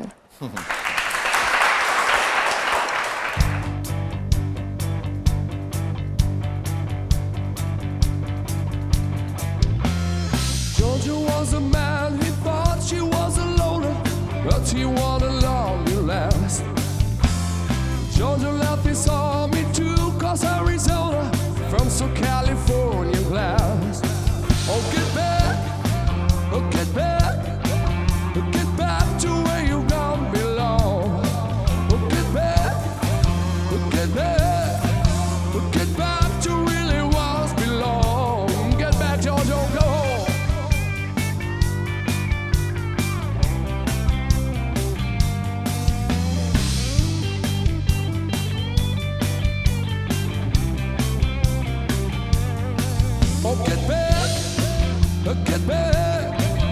Get back to really what's belong. Get back to really what's belong. Get back, Georgia.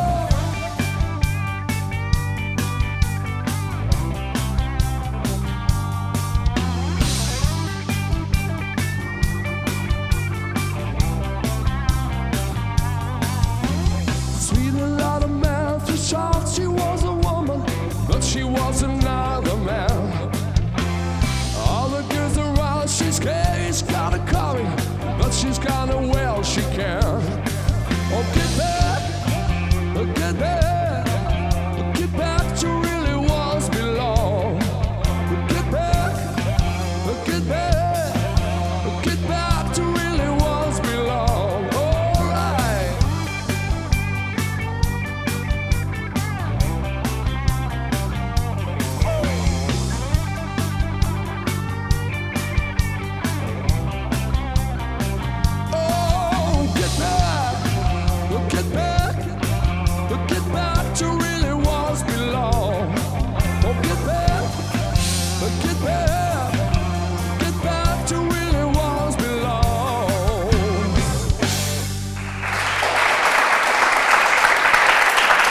Valoni, falenderojmë për atmosferën që gjithmonë sjell në studion e emisionit Thuri. Rikthehemi me një bisedë të dashur miq, po flasim për grupin The Beatles, po flasim për heroin e këtij grupi John Lennon dhe ndikimin që ka patur ai në vitet 90, në dhjetorin e viteve 90 në Shqipëri. Fabi, vërtet dhjetori është pikërisht ai muaj i cili na rikujton vitet 1990, fillimet e lëvizjeve demokratike, por njëkohësisht dhjetori, 8 dhjetori është edhe data e atentatit kryer ndaj John Lennon. Është përkon, është kjo koincidencë që lidh domethënë lëvizjen studentore këtu në Tiranë edhe me vrasjen e John Lennonit. Domethënë që 10 vjetori i vrasjes John Lennonit në 8 dhjetor, kur kjo lëvizja studentore e viteve 90 nisi. Bile, unë atë kohë s'kam qenë këtu se kisha lënë, domethënë, Shqipërinë me ambasadat, me krizën e ambasadave, por kam dëgjuar nga shokët e mi që në mbledhjet e para që janë bërë te akademia, atëherë quhej Akademia e Arteve, Ardian Klosi dhe Edi Rama, kur janë mbledhur që kanë folur me studentët atje të akademisë, është kënduar Power to the People, John Lennonit. Sepse dihej që ishte përkonte me 10 vjetorin, si shpërkon tani këtë javë me 35 vjetorin. Po mirë, nëse kthehemi, zonja Milva 35 vjet më përpara, si ishte përjetimi? Unë 35 vjet më përpara kam qenë gjimnaziste. Kam qenë akoma në gjimnaz, kam qenë të Sami Frashri.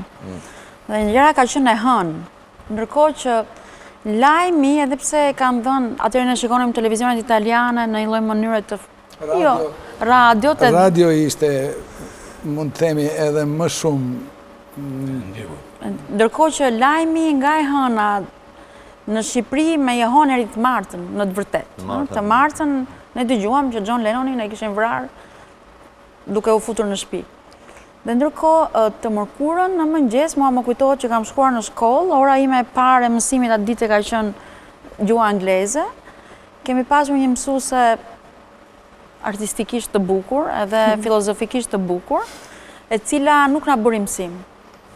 Por në atë ditë në mëngjes, me aq sa dinim ne, ishim një grup të rinj që kishim qejf të shikonin për te, edhe filloi të na recitonte disa poezi. Kush nga ne i kuptoj se për çfarë poezi që bëj fjalë, dikush nuk i kuptoj, po ndërkohë që mësuesja na tregoi që ne kishim humbur një filozof shumë të rëndësishëm të rinisë.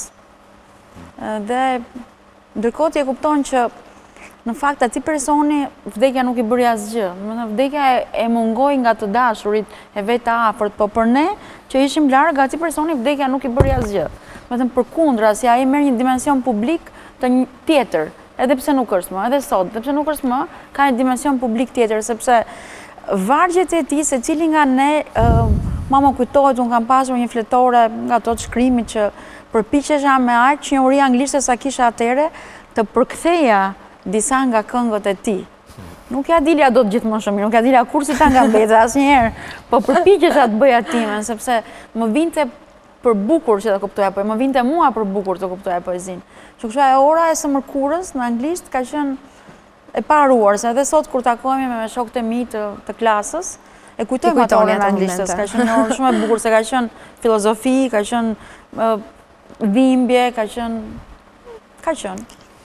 Artan, për ty, si ka qenë 8 dhjetori para 35 vitesh, 1980? 8 dhjetori, në fakt, në atë kohë, unë më shumë isha i prirur nga radio, se nga televizori, se televizori ishte i kufizuar. Një kanal italian, po e kape mirë, po e vështirë ishte, edhe pak jepte, kurse muzika ishte në radio që ishte...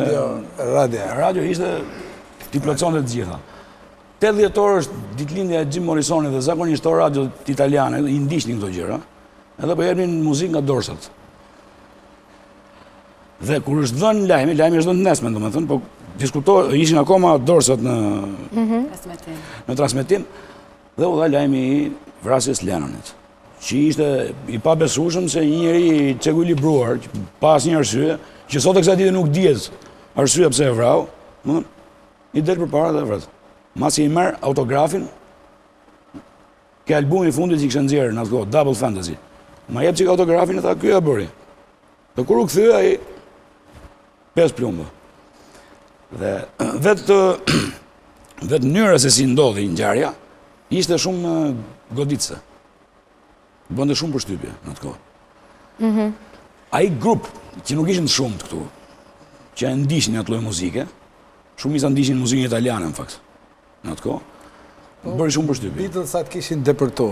Beatles kishin depërtu, po Beatleset tu depërtuan mbasi ishin ndarë. Se deri në fund të viteve 60, në 70 ata u ndanë. Deri në 70 nuk muzika italiane dëgjohej më shumë.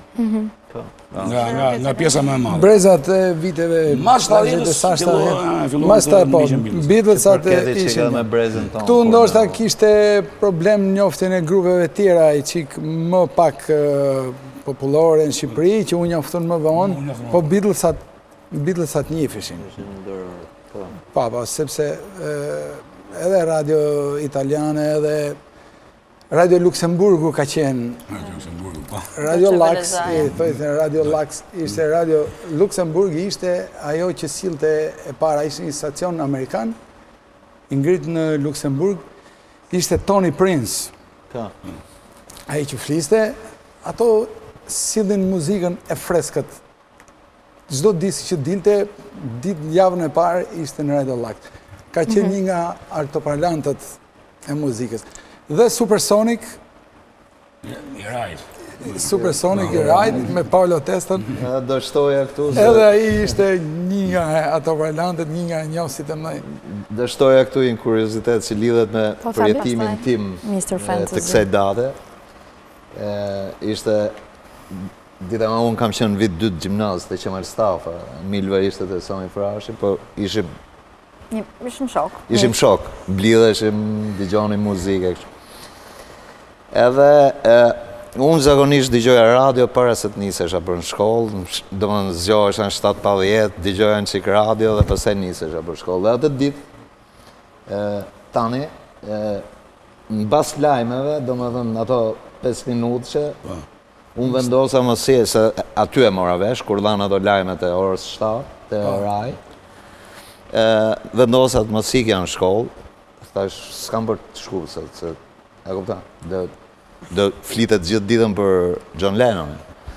Edhe unë në atë kohë kisha një mikrofon që dhe të mbani mënd, e i kuqi, me një mikrofon në mënyrë shumë rudimentale, jam vën aty të radio, dhe kam dojtur gjitha dhe ditë, mund të kemë regjistru, nuk e di, 10, 15 kaseta, me qëfar do lloj gjëje thuaj, po se sot është agje thjesht kështë informacion muzike. Në fakt, Rozi duket sikur këto përjetime kanë humbur. Nuk e di çfarë do ndodhi pas 20 apo 30 vitesh me muzikën që bëhet sot. Më bëhet qefi shumë, bile se pyeta edhe zonjën, i thash sa vite keni që njemi dhe më thotë që në gjimnaz. Heroi i jetës tyre, sot i ka risjellur, i ka bashkuar bashkë dhe mua më duket sikur unë kam shkuar në kohën e gjimnazit të zotrive dhe zonjës që është sonte këtu. E disa, dhe me thëmë, rimia asaj kohë, duke folur për xhaxhain tim, për njerëzit që, dhe me thëmë, unë jam rritur, është krejtësisht ndryshe dhe në komunikim, dhe në mënyrën se si ato e kanë bërë jetën, kanë patur më pak, po e kanë shijuar në maksimum. Dhe kjo është ajo që unë, në me thënë, nuk kam një hero timin në adolescencë, si që zotrinjtë dhe zonjë kam pas Beatlesat edhe, ose Doorsat. Ne, okej, mund kemi dëgju Guns N' Roses, këto, po jo, kishim një hero si që u folë deri tani. Dhe kjo është një, nuk është rini e djegur për mua, është rini shumë e bukur. Wow!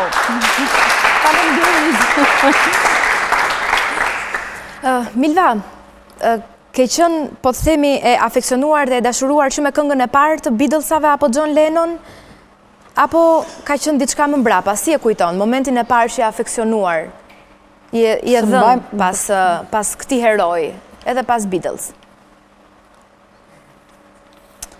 Nuk di të ta them tamam, po do përpiqem të them ndonjë gjë, se nuk e di tamam se është e vështirë. Nuk e mban mend momentin e parë. Është e vështirë, domethënë unë kam qenë në influencën, kur kam qenë në 8 vjeçare, në muzikës italiane, si të rinjt. Tërko kisha ca kushurira të mëdhaja, më të rritura se unë, që kishin qef Otis Redding. Okej? Dhe duke bërë këtë përzierjen e shijeve, që më vinte njëra e zgjedhur se ishte atje, njëra ishte e forcuar se dëgjonte dikush, hapa pak botën time muzikore, ashtu të vegjël si që ishim neve, hapa botën. Edhe brenda mundësive. Dhe në këtë moment ti shikon që ka ca të tjerë të kjo bota, që janë Beatlesat, që janë Dorsat, unë kisha të Janis Joplin, kishte ca të tjerë të bota, Bob Dylanin, dhe pastaj kuptoj këtë pjesën aty që këto janë të tutë, këto janë ku ti mund të rish me mendjen tënde në mënyrë sekrete. Se ishte shumë e rëndësishme për ne të gjejë ca mendime për ta thënë bukur lirin tënde. E thoshim ne do të bukur lirin ton pa ndihmën e të tjerëve, unë atëkohë besoj që jo. Kishim nevojë për vargun, kishim nevojë për librin, që dhe ai nuk ishte prezent aq shpesh. Për personazhet. Kishim nevojë për personazhet, që kështu na kanë ndihmuar për dimensionuar dhe lirin që kishim brenda vetes. Dhe unë tani, mbase janë fjalë, jo për në atë moshë, janë fjalë se të rriturit këto që them sot, po për atë gjë luftohet të shkojë, që të kuptohet këtë dimensionin e lirisë. Dhe gjëja tjetër që edhe kjo është nga duke qenë unë njeri i rritur sot, duke qenë aq e vogël sa atëherë, them që ti kuptohet se çfarë është talenti, jo talenti vetëm talenti muzikor, talenti social, se ne kishim shumë nevojë për talent social. Më të njerëz që marrin përsipër të luftojnë për një kauzë dhe e kishe prezent të këta njerëz talentin social. Për shembull, tani që ka shumë histori për John Lennon, ne shikojmë që fëminia e tij ka qenë me një nën që se ka rritur. Ai ka qenë një burr i dhunshëm ndaj gruas tij të parë. Ai ka qenë një njerëz e ka rrit tezja. Rrit me tezën dhe ndërkohë ai ka qenë një njerëz që ra prej drogës sepse dentisti që i thiri për një dark, ku i vuri LCD-n pije, mbasi provoi një herë shkonte te LCD-ja dhe Lucy in the Blue Sky with Diamond ishte kënga që duk se kur u bë për të birin, po në fakt ishte LCD-ja që ai i këndonte. Tash megjithatë, pavarësisht nga këto ti kuptohej që njeriu kishte një formim dhe shkolla ti nuk ishte shumë e fortë, por ai kishte një formim social dhe civil që të frymëzonte ty. Dhe pastaj ti fillon dhe rreshton të mendja jote personazhe që kanë qenë talente, jo vetëm artistike, po kanë qenë talente dhe sociale, kanë frymëzuar lëvizje të mëdha anti-Vietnam, luftë ishte frymëzimi i gjallë artistësh. Nuk kjo ishte gjëja që Woodstocku. Mirë. Artan, sigurisht që aftësinë tënde përkthyese nuk e vë njërin diskutim, për më tepër edhe që i pranishëm në dokumentarët e Explore, kanalet Explore në digital, por a ka ndikuar ndo pak pasioni dhe lidhja e ngushtë që ti ke me muzikën e Beatlesave për ti përkthyer këto tekste? Shumë. Jashtëzakonisht shumë.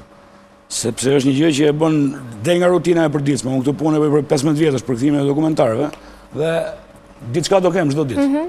Kurse kjo pastaj këtu i shtohet asaj dëshirës time të vjetër dhe bëhet me 5 herë më shumë pasion, edhe me qejf, është dëshirë ta bësh. Koha ka qenë më gjatë, je rikthyer? Më gjatë ka qenë. Më gjatë se e ndjej vetëm më shumë përgjegjës në këtë lloj gjëje.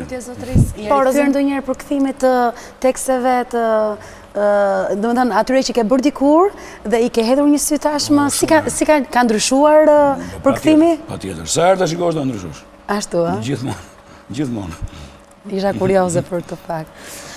Toni, kemi patur kritika ndaj kritikëve të John Lennon që ato duan vetëm heronjtë të vdekur në thonjza. A ndodhi e njëjta gjë edhe me të? Me John Lennon? Se kuptova edhe një herë? John Lennon ka kritikuar kritikën të cilët ai mendon që i duan heronjtë të vdekur. I vlerësojnë pas vdekjes. Ndërkohë, ndodhi kjo gjë me të? Më ndodhi be njëta gjë dhe me John Lennon? Ndërkohë që ai le të themi e dinte teksa ishte gjallë këtë gjë dhe kritikonte. E kuptoj. Kjo pyetje është për të tërë që e kanë një informacion dhe duan të thonë diçka, Shiko, unë po t'i kthemi historisë së biznesit. Ka qenë shumë e vlerësuar edhe për zgjallje. Po t'i kthemi historisë së biznesit, ai pati një John Lennon diskrencë. është çik figurë komplekse. John Lennon ishte rebel. Qenë rini, ka qenë rebel, antikonformist, ka pas kundërvënie, ka arrit të ketë kundërvënie të hynë polemik edhe me kristianizmin. Biles... Në fakt. Po... Ai thoshte që rock'n'rolli... Ai e ka shpjegu ndryshe pastaj, e ka qytë që e kanë keq kuptu thënën atit që ne sot kemi më shumë influencë se sa vetë Gjezuja. Dhe pati një reagim në Amerikë, sidomos që si I dojgjën disqet. Dhe kjo doli në konferencë typi e seroj, tha, unë e kam këtë në aspektin që kristianizmi po humbë teren. Dhe rinia, dhe influencojmë ne sot më shumë të rinia se sa dogma fetare. Kështu që, por unë thot jam kristian, ngelim kristian si gjithmonë. Kështu që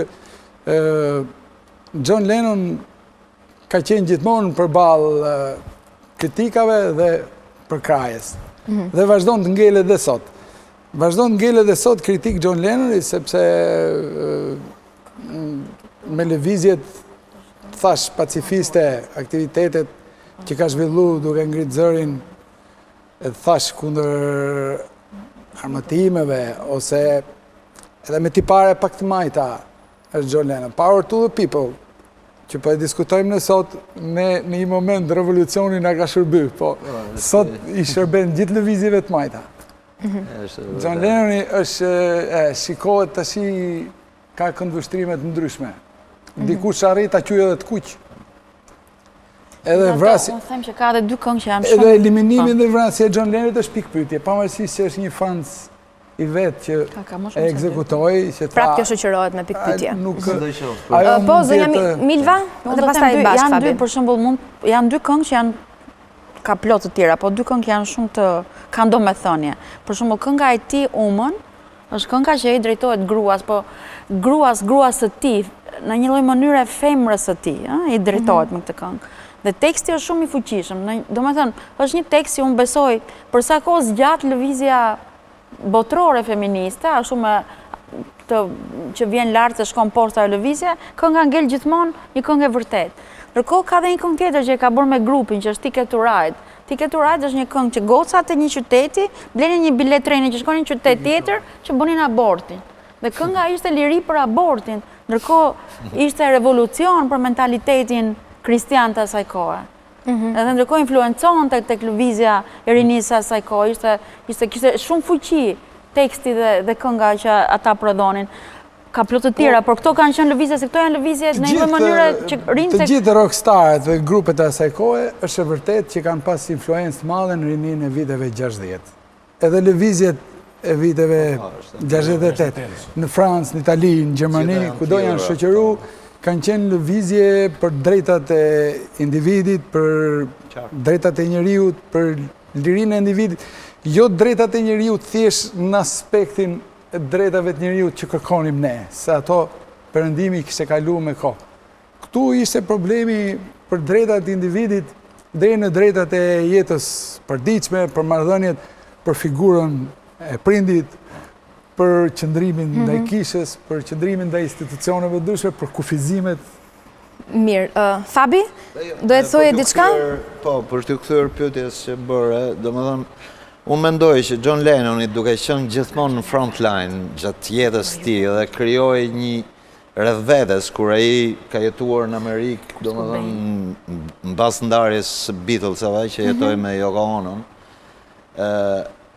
është një masivitet i papar, domethënë që ndjek çfarë do lloj gjëje bën vendos të bëj John Lennoni.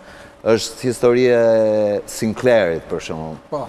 Një personazh që u fut në burg, akuzohej nga establishmenti dhe ky shkon vendos të bëjë një koncert në dyert e burgut. Nuk kishte shanse që ai të lirohej sepse gjykata e apelit kishte dhënë vendimin e atij shteti. Dhe mjaftoi koncerti i tij të krijohej domethënë një atmosferë revolte që bëri ta lironin këtë Sinclairin në 2 ditët e ardhshme, domethënë mbas këtij koncerti. Pra, vdekja e John Lennonit, themi, nuk është se i rriti dimensionin. Ai e kishte këtë. E kishte këtë dhe kisha rritur.